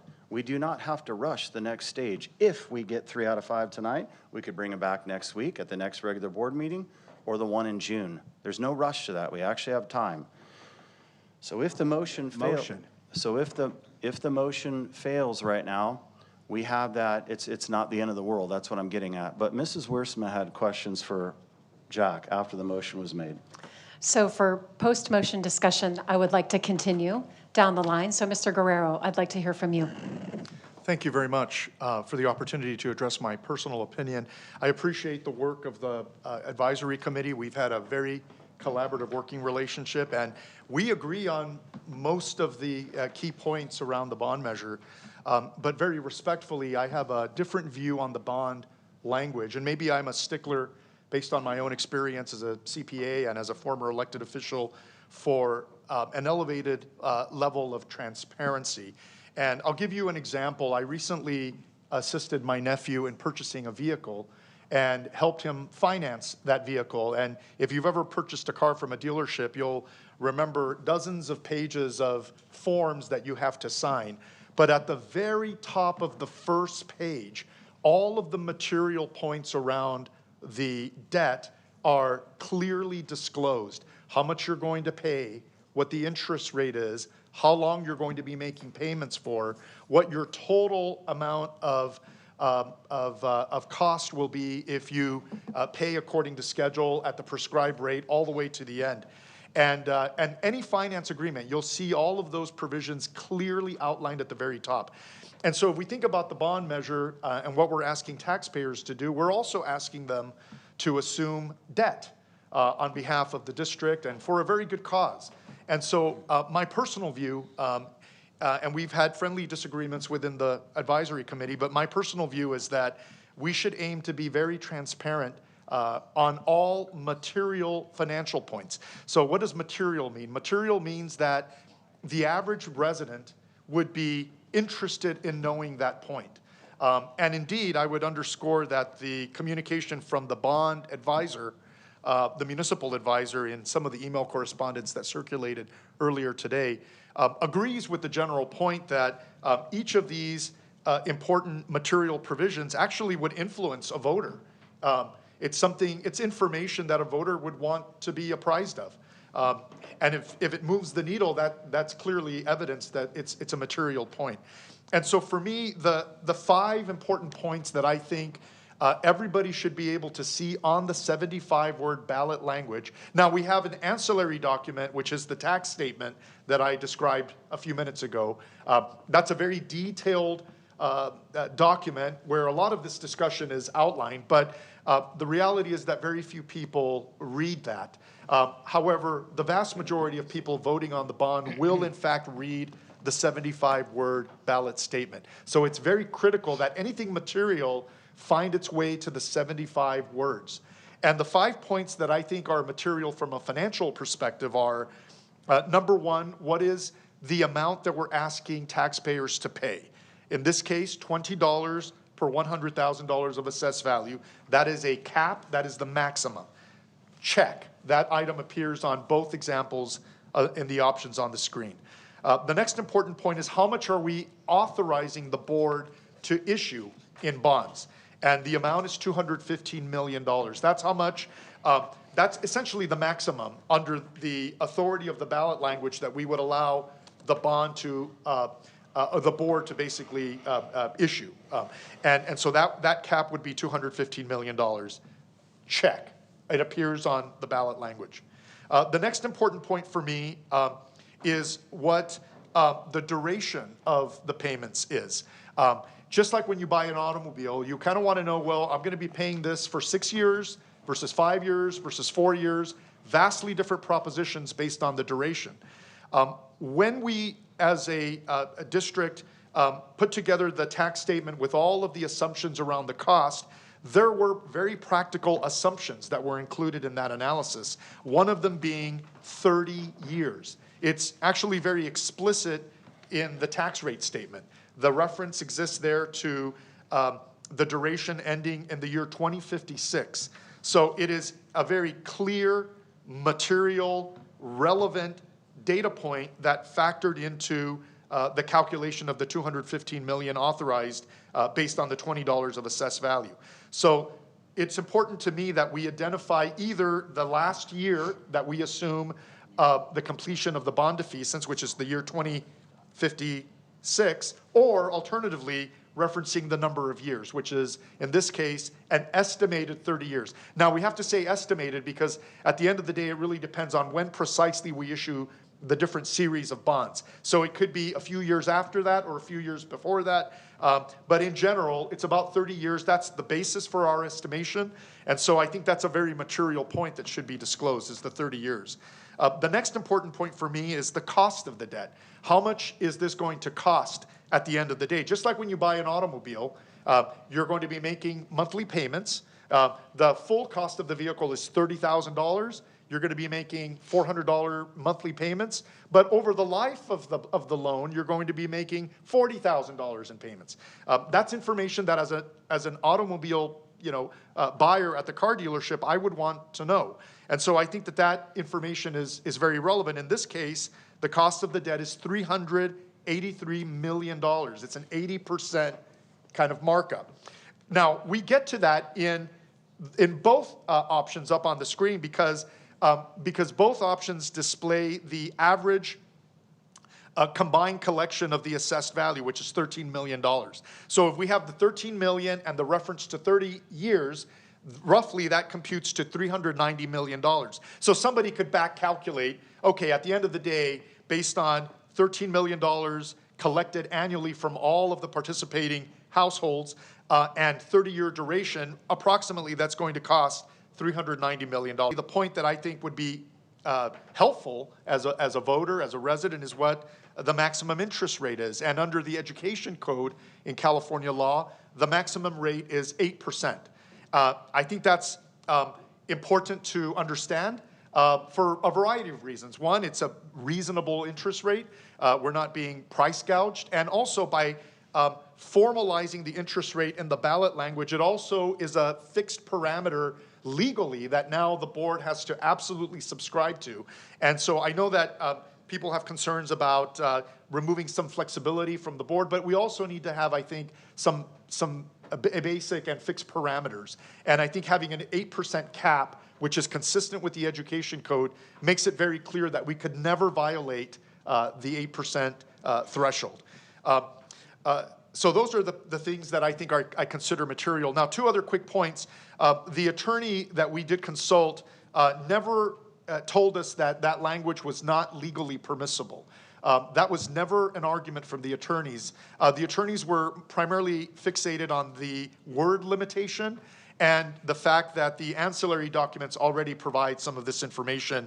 And so from their perspective, it could be duplicative. But in terms of legal risk, I did not discern, and I'll allow other members to chime in, that there was any legal risk.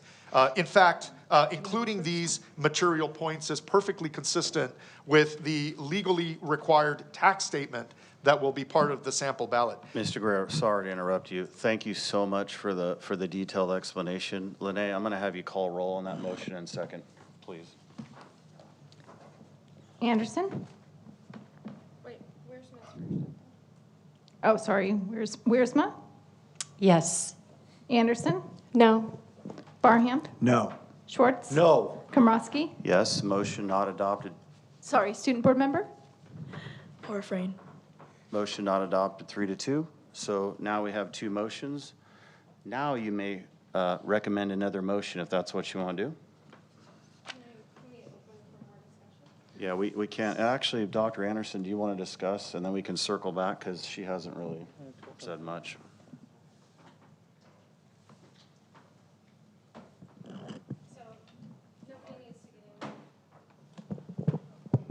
My question is, does anybody believe we do not need this bond?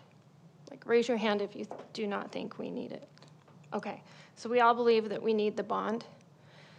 And there are things, Mr. Guerrero, there's things that I want. But I think that we all need to compromise on so that we get the bond. One thing I don't want is to have a failed bond part of my legacy as a board member. And if a fiduciary says that we have decreased our chance of having this bond approved by voters because of language that we're adding, and non-traditional language, might I add, then I think that we need to be very cautious of that. I would rather not be a part of a bond that fails or that has a high percentage of failing. I know in 2 years I can be a part of another bond. So I think I have another chance at this, but I don't want to set the district up wasting a lot of money and getting to the end game and having a failed bond. That's going to cost us money that we don't have. So I want everyone, all 4 board members, and I want the entire committee to ask, to tell themselves, we all want things. I think that we're going to go down and so far everyone has said they want a different word, or if Steve wants art. I don't know if Mr. Barham said he wanted a different language, but we've all got some. I've got a couple things I want to change. But more than having the language I want to get the bond passed. So I'm willing to make concessions. I gave you one example. I actually had a few more. And I realized, like, it's not about what I want on the ballot. It's about getting the ballot language passed. And so for me, what the fiduciary recommend, does anyone here work with a fiduciary? I trust my fiduciary with my life, and it's paid off quite well. So I think it's important. They are legally bound to tell us what we do and don't want to hear. When it comes to being legal, and the rest of the board has heard me say this many times because we talk about, is it legal? Well, there's a lot of things that are legal, but are not necessarily a good idea. And so I think that questioning whether or not it's legal or not, that doesn't, we shouldn't say, well, this is legal, so it's all right. And I won't give my examples, but for me, that's not a selling point. Anyway, so I want everyone to carefully consider where we're headed, even in the next discussion, and ask everyone to, like, are you willing to give up something you want? I had a whole list of things that I wanted to change, but I think the most important thing is we started this process with the Board Advisory Committee, and I've been told the first language, and it looks like the majority of the Board Committee, the Board Advisory Committee, favors the first language. I think going with what works might be in our best interest if our end goal is to make sure that we fund our schools. So I just want everyone to consider that as we go into the next discussions. Thanks, Dr. Anderson. I have to get board consensus to extend the meeting so that Mrs. Lash can present our master plan, facilities plan. And just for the record, we don't need to take a vote, but if Mr. Barham wants to make a second motion out of this, certainly can. We just don't need to tonight. It's not necessary.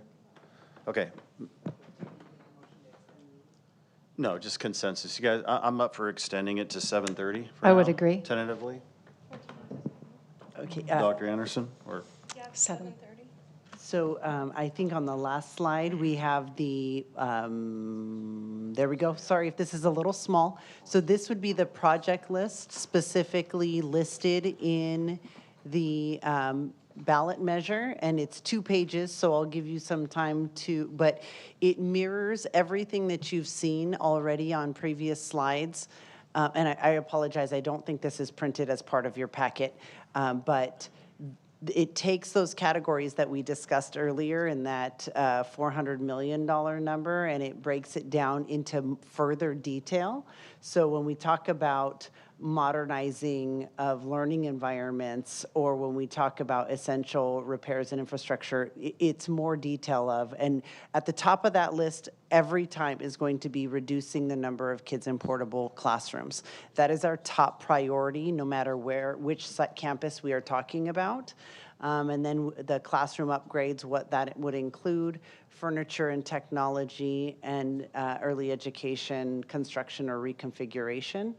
We talk about major repairs such as HVAC, plumbing, electrical systems, fire alarms, smoke detectors, things like that.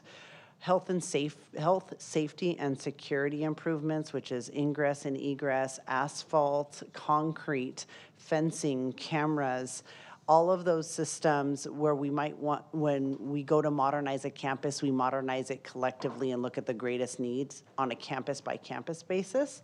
If you go to the next slide, outdoor learning activities. So it's funny, our bond feasibility consultant said Temecula really values shade more than any other community I've seen.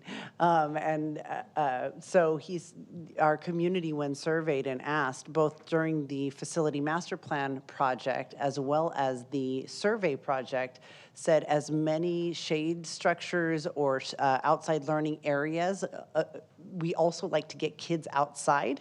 So any opportunities for outside learning, outside activities along with shade is desirable from a community perspective.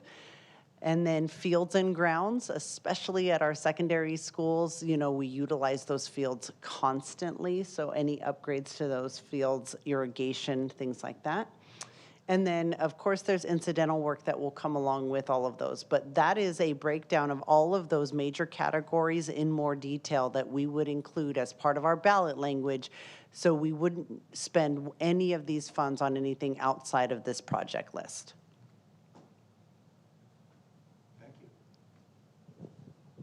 Thank you. Any discussion?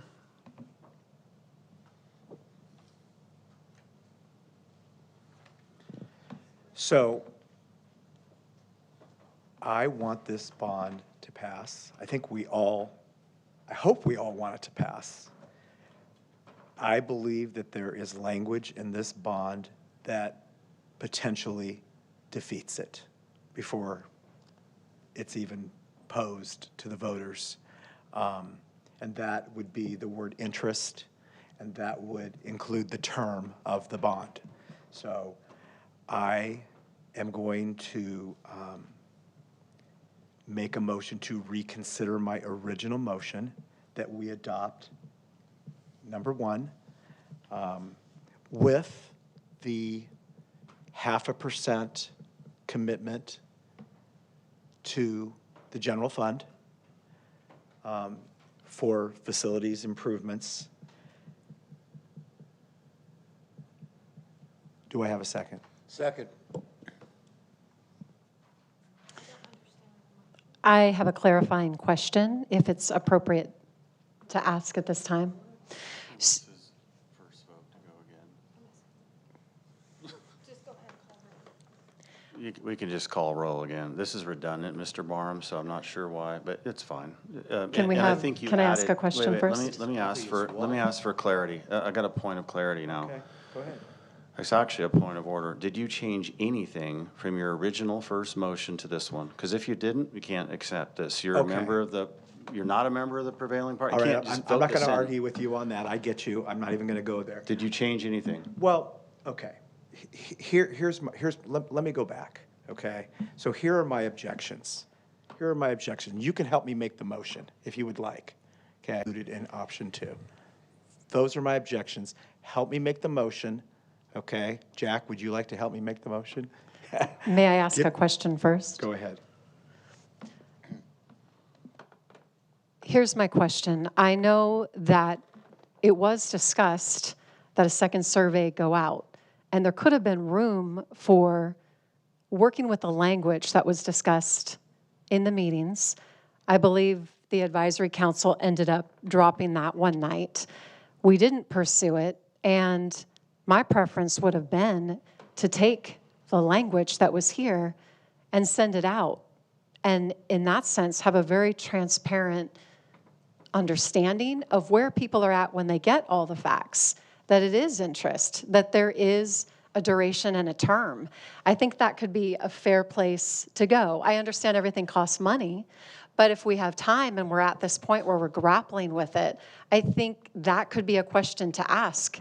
What about going there with a language that's being proposed that I believe is truly fair to the taxpayer? Because at the end of the day, it's not just about my legacy or yours. We're talking about taxpayers here in the community understanding the full picture, and I think we owe it to them. Okay. All right, hold that thought real quick. Jack, there's $1 million question from me to you. Let's say, I'm going to disagree with interest, but let's say we kept interest and we didn't. That would basically be option 2, or sorry, what was it? Yeah, I know. But I know where you're going. I'm adding to Mr. Barham. Go. Okay. If we took option 2, increased 0.5%, which is $2 million in perpetuity, the district contributes, we take away labs and schools, we have school facilities, we add the word art. Are you okay if the estimated 30 years was gone, but that was included in the analysis or the corollary language that each ballot voter would receive? They would know estimated 30 years. It's just not in the ballot. And I know what you would say, the ballot language is the most critical, but since you have had the majority of the board advisory committee compromise on certain points and add the language, is there anything you'd be willing to give up, and would it be that estimated 30 years in the actual ballot language? Because if that's so, and you have good conscience with this, I might have better conscience with this. The voters still know, it's just not in the language. And what about a survey, a second one? Jen, yeah, let's get the first one. What do you think? Well, at the moment, I would be willing. At the moment, I would be willing to compromise as an advisor, and I'm just a member of the advisory committee. In a sense, I'm an extension of the public. You know, the board responsibility is ultimately where this decision rests, and I want to be very respectful of the board deliberation process, 100%. I don't want to hold anybody hostage, certainly not the advisory committee or the board. I'm just providing my personal opinion in the most humble, disposition, okay?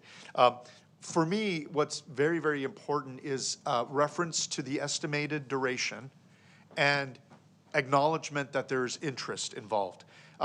If it were up to me. We got interest. That's in there. Okay. We are just talking about estimated 30 years, not in the ballot language, but possibly in the corollary or the analysis. We have everything else there. We just, if that was to be removed, would you in good conscience say, I think it's fine? At this point, I don't think I could get to a comfortable level without the reference to 30 years. The alternative is to come up with language that doesn't explicitly invoke the 30 years, but could allow a taxpayer or a resident to back calculate its way to a 30-year figure. But that would require a little bit of workaround on the existing language. But to answer your question very directly, Mr. Chair, I personally would not be comfortable excluding the reference to 30 years. Dr. Komrosky, may I be briefly recognized? Absolutely, yeah. On that point, and just as a clarifying point, this is not intended in any way, shape, or form. We've already referenced, we've had vigorous and healthy discussion about many of these points that we're talking about tonight. And we certainly respect Jack's opinion and perspective on the importance of estimated 30 years. It isn't just preferential. The reason why we kind of made a conscious decision by presenting paragraph 1 and paragraph 2 as options to the board. This was based, and this has been alluded to, but I want to put a finer point on it, on the recommendations of the district's retained municipal advisor. We're not just talking about the consultant that you hired, the bond consultant, right? And whatever concerns you may have about them and a vested interest perhaps in representing a district in putting a bond on the ballot. This is the municipal advisor, and more importantly, and again, Mr. Barham, I meant no disrespect when I refused to give you kind of my legal opinion on this because I'm not the district's attorney, and so there's, issues with doing that. But the district's retained bond counsel did give their opinion, and it was very clear that their recommendation was do not include estimated 30 years in that. And it wasn't so much preferential. You can ask Ms. Lash for additional information about the why behind their recommendation. There was concern that within the 75-word constraint that we have, which we all recognize we're operating within, if you cannot spell out something like a bond term with a sufficient amount of particularity to potential investors, purchasers of that bond, there is less protection than if you do what we're already doing, and there's no question about this, in the tax statement, in the included documents, this is fleshed out in painstaking detail, where it's appropriate to provide qualifiers saying this is an estimate and so on and so forth. That's the rub. It's not so much that we are, necessarily wanting to die on a disagreement, the hill of a disagreement over 3 words, estimated 30 years or not. This was based on a recommendation from the board's retained bond counsel. And I have my own car purchase analogy because I just bought one earlier this week, right, that I'm happy to share. I literally have the document that made the decision about whether we were going to go forward or not, and it's 1 page. Then there's a contract, which me as a lawyer read every page of, which took about an hour, which I'm sure we're all familiar with. I think with respect to Jack, it's the difference between the 75 words being the 1-page terms, do I want to spend this much money or not? And then if I really want to probe deeply, caveat emptor, into the terms of it, there's the contract there for me to read. We will have both. The 75 words is the 1-pager. The contract is also going to be provided to the voters. Thank you for your time. Thank you, Alex, for that, because that's what I was looking for, okay, is that from our own attorney, our bond attorney, that legal opinion. And I just think that the term, including the term, dooms the bond prematurely. But I'm open, Dr. Komrosky, to you making the motion that you alluded to. So Let's have Ms. Wiersma finish out her request. We can entertain it. I'd say the good news in all this, and really thank you for the clarity there. The good news to the audience and the board and everybody listening online and, here, the good news is it really starts to seem now that all 5 board members are in favor of this. It's just that we're not willing to give up certain things. It's not the end of the world. That's our own moral convictions, and we have to sometimes stand on those. But like I said, it's not the end of the world. It's actually positive encouragement. Like, we have literally pretty much agreed that we want this. How do we get it? So I appreciate the tension point you raised with legal, municipal, whatever. I appreciate that because we're all learning in real time. For me, I want fully informed consent, and I have appointed Jack to represent me. So for me, for right now, I can't break that tension point. I feel convicted that I want to hold the line and not vote this in unless I have that 30-year term. But like I said, we have till June. We have actually more than a month to get this on to take another vote. But Ms. Wiersma, you mentioned this survey to go out again, please. And So then I we had have to wrap it up. I had a great conversation with the advisor over the weekend, and I expressed my viewpoint of ethically wanting to be as above board as possible. We do know different districts do things differently. In LA, he said it doesn't matter what you put on the ballot, they're going to vote through any tax. That's the way they operate. And I said, well, here in Temecula, we might be different, but I'm not for withholding any aspect of the truth of the math on the table because we're Temecula. Temecula deserves all of the information.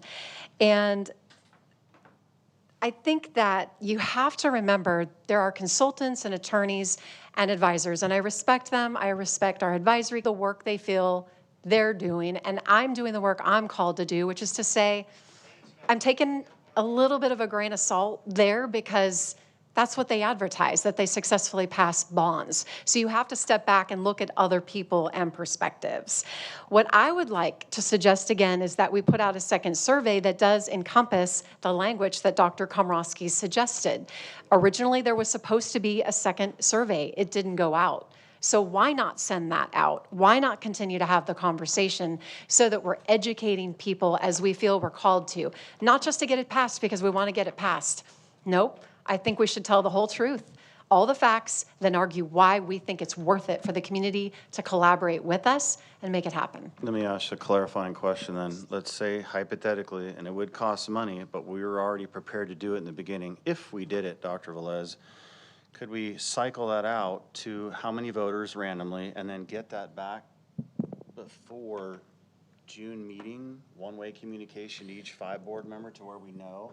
Did it favorably go to the public or not? I would be open to that.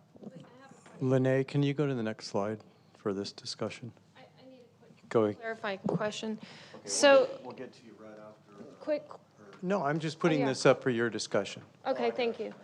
So, if it comes back that it's unfavorable, my question to you is, do you want favorable language, or you keep saying transparency, but we're not lying. We're deciding where do we want the language. Do we want it on the supplemental tax, or do you want it in the ballot? If we put it in the ballot, there's a high probability that it fails. People can still see it. Nobody's lying. So I don't like this transparency, honesty, like nobody's being dishonest. There's nothing deceitful in the first language. So I think we need to be careful with the terms that we use. The last thing I'm going to say is I want to emphasize, we need 4 board members. So to make motions to adopt language and have 3 members vote on it, the bond is dead in the water because there won't be a 4th. So I'm not the deciding vote this time. We've got to get these 4 people, we've got to get 3 of these to come together and decide what they're going to do. And the reality is, and this is a hard statement to make, but I would like to see this committee be in charge of the bond. We don't know what 2 years holds. We don't know what this board is going to look like in 2 years. Mr. Guerrero, I think that you are an expert. And if we risk giving this bond up over language that is it is ethical if it's in the supplemental. It's not unethical if we don't put that in the bond language. We're not being unethical. We've got it.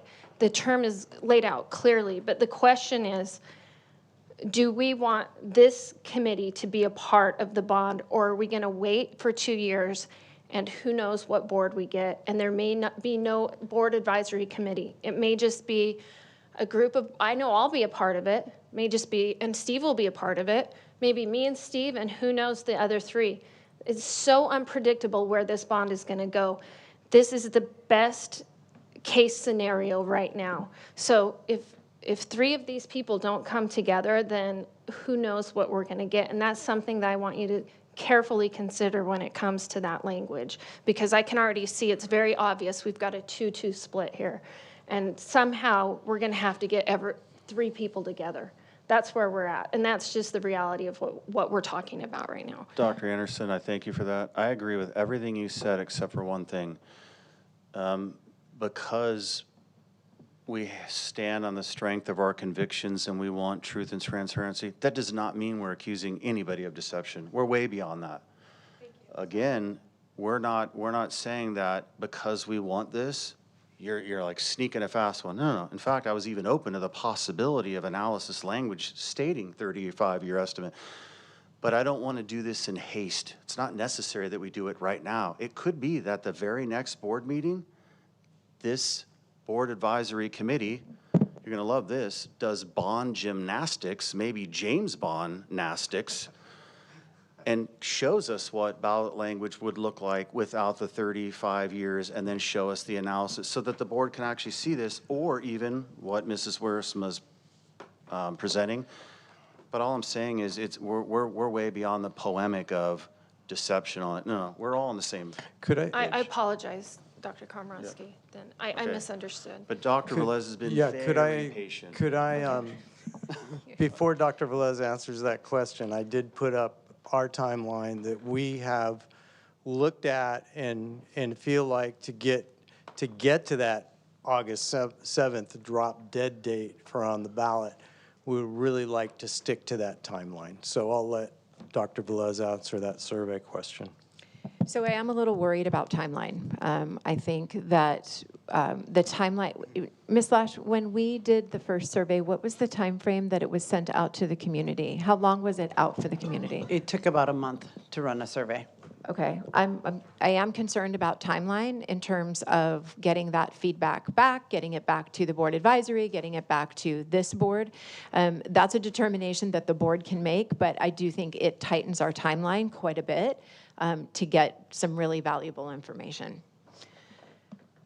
Okay, so we all, 5 of us, maybe we ask the public before the next regular board meeting, what do you think?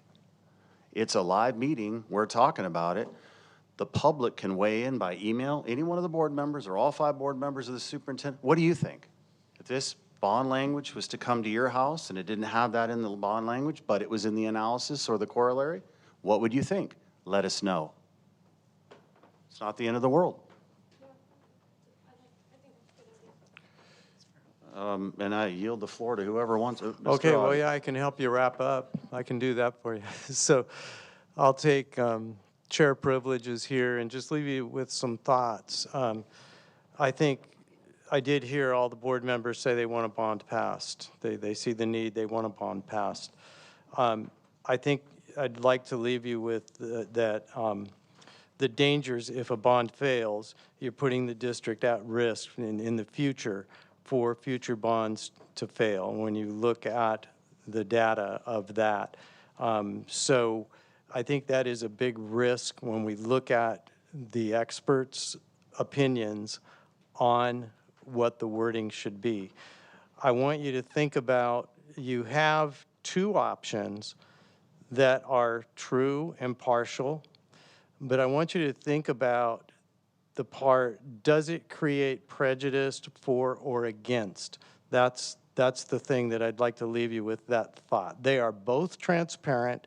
They are both well within a conservative law in the state of California that restricts the wording of our sample ballot that was, that we are well within that, within both of those options, except for what Mr. Duvas brought up on the second option with some legal concerns on the estimated 30 years.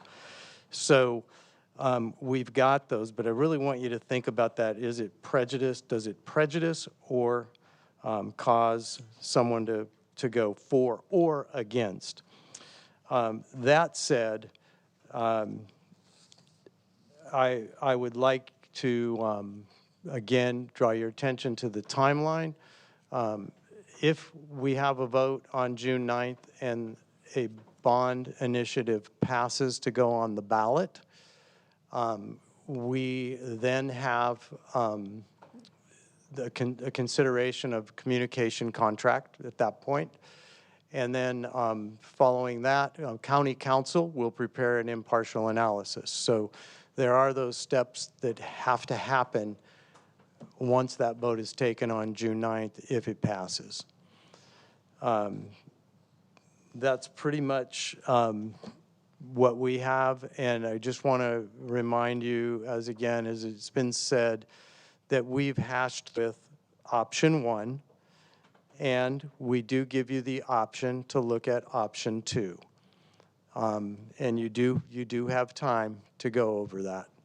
So I appreciate it, appreciate the effort. I know Jen and I had a conversation, and we found that it was really interesting when you looked at the wording and compared the districts where some of the wording passed. So if you look at the second option, it would pass in districts that pass bonds all the time, such as Los Angeles Unified School District. They could put any wording in the bond passes.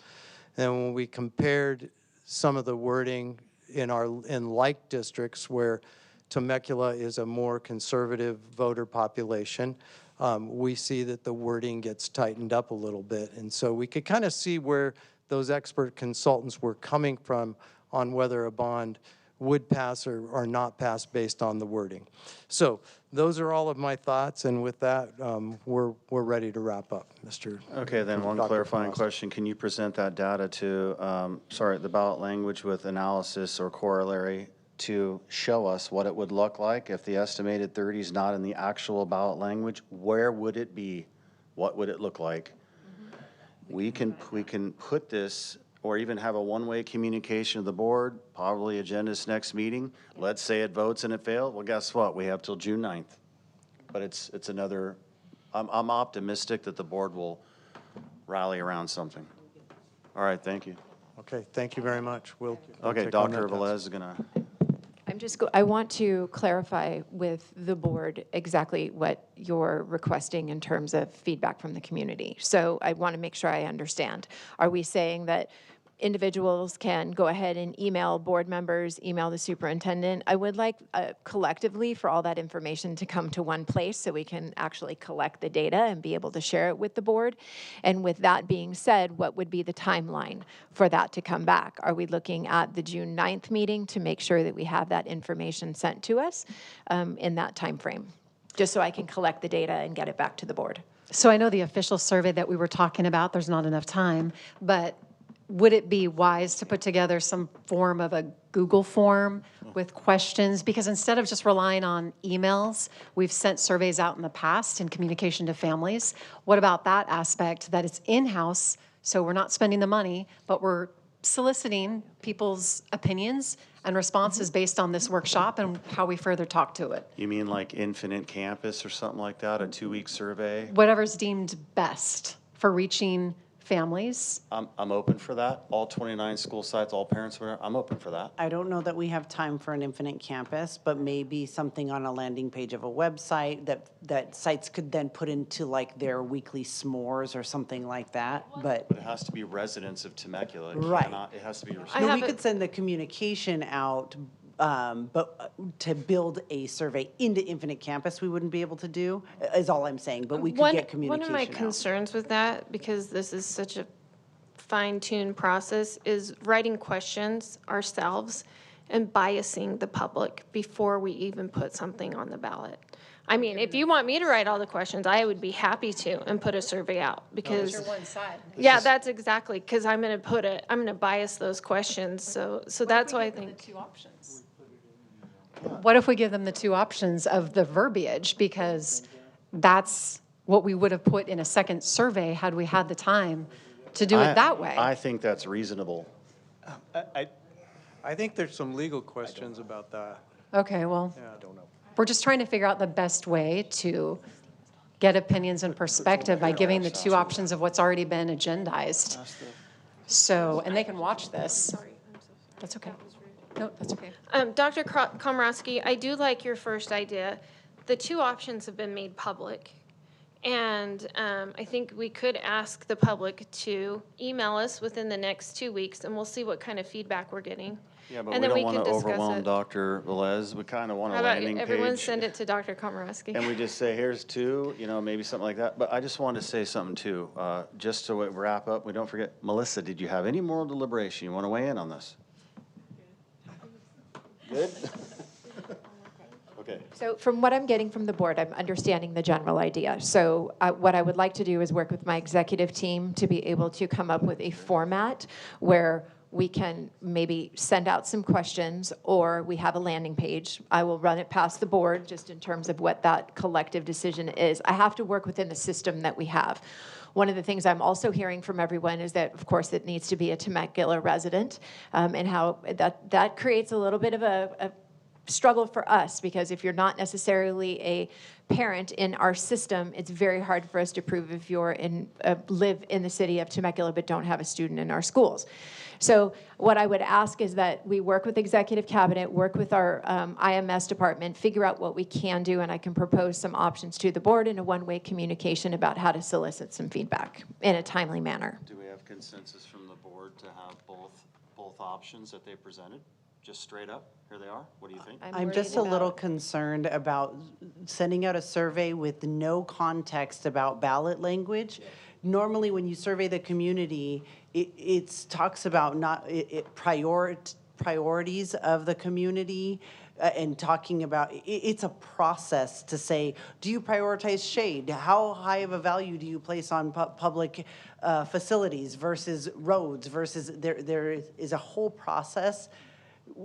I'm just worried that if we ask the community, do you like option A or option B with no context? Right. I don't know that we're going to get anything valuable back. There is, if I may, there is a methodology that we've become too familiar with from, someone who has a doctorate level, I'm not exaggerating, degree in surveying statistics and the methodology behind polling the community. So nobody's asked me that. That's the only concern that I have here, not that we don't want community feedback, but making sure that it's actually representative community feedback.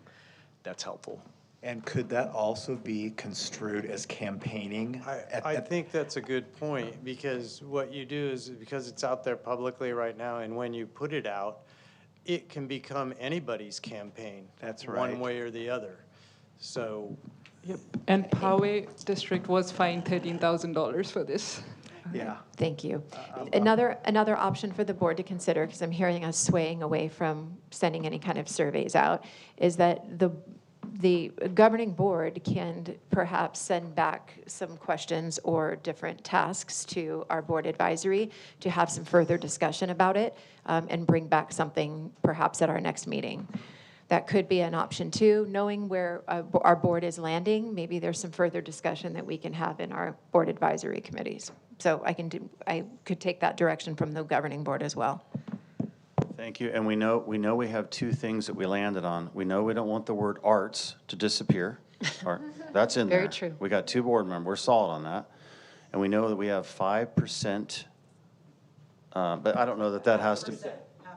Oh, yeah, sorry. Hey, sorry. I'm out. Half, the number 5 was in there. This is decimal, 0.5%. We know we have that. I guess the stickler right now is just that estimated 30 years, and we give you time to wrestle with it. Thank you so much. Yeah. Is that where I'm hearing consensus from the board that we're landing? Yeah. Okay. Yep. All right, I am looking. And with that, the meeting is adjourned on Wednesday, May 6th. Oh, did we? Here we go, board comments. I don't know. I'm going to yield my comments. I said everything I need to at the workshop. Just I'm hopeful that the board will work together for something. Community, please pay attention, and maybe if you want to email and give us your insight other than that, kind of hash it all out. Ms. Wiersma, if you want to go. I'll make it short and sweet. I just want to thank all of you who tuned in tonight. I want to thank our advisory council. I think this has been some really good conversation.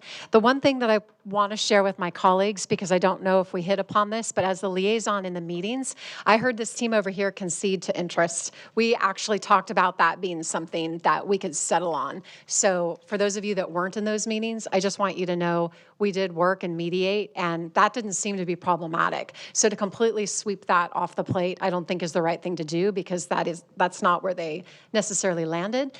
And I think these continued conversations are important. We need to elevate all the things. I think we're doing a great job, and I'm confident people will continue to speak into this. So thank you to everyone here tonight who contributed. Okay, I actually am going to make some quick comments, and I want to give a shout out to my fellow board members. Dr. Komorowski, I really think this was a great meeting, and I think that as the meetings have been going on, you've done a bit, like you did a good job before, but they're just really getting dialed in. So I appreciate that you kept us on track. And Mrs. Wiersma, I can see you did a lot of homework, and I appreciate that. Always very educational. Mr. Barham, thank you for asking the tough questions of Mr. Duveau.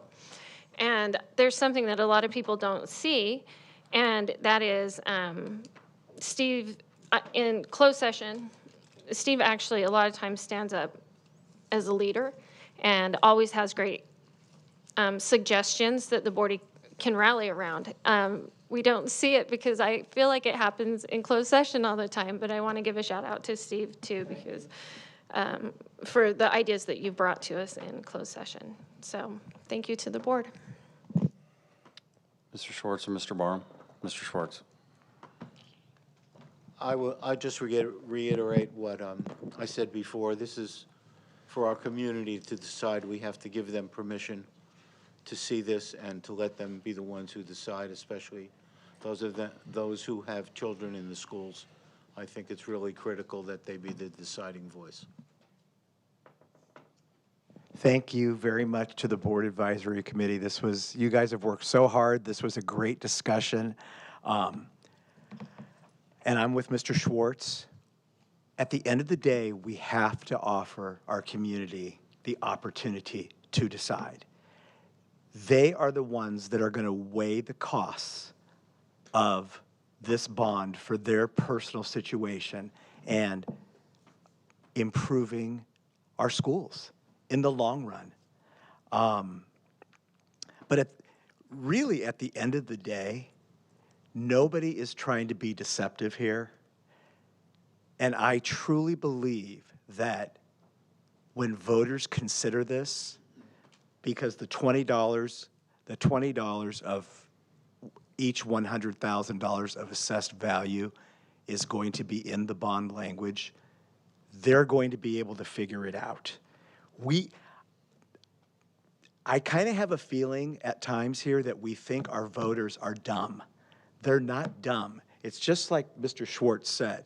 They've dealt with bonds. They dealt with Measure Y. It's not like we haven't done this before. And at the end of the day, they're going to look at what is my payment going to be.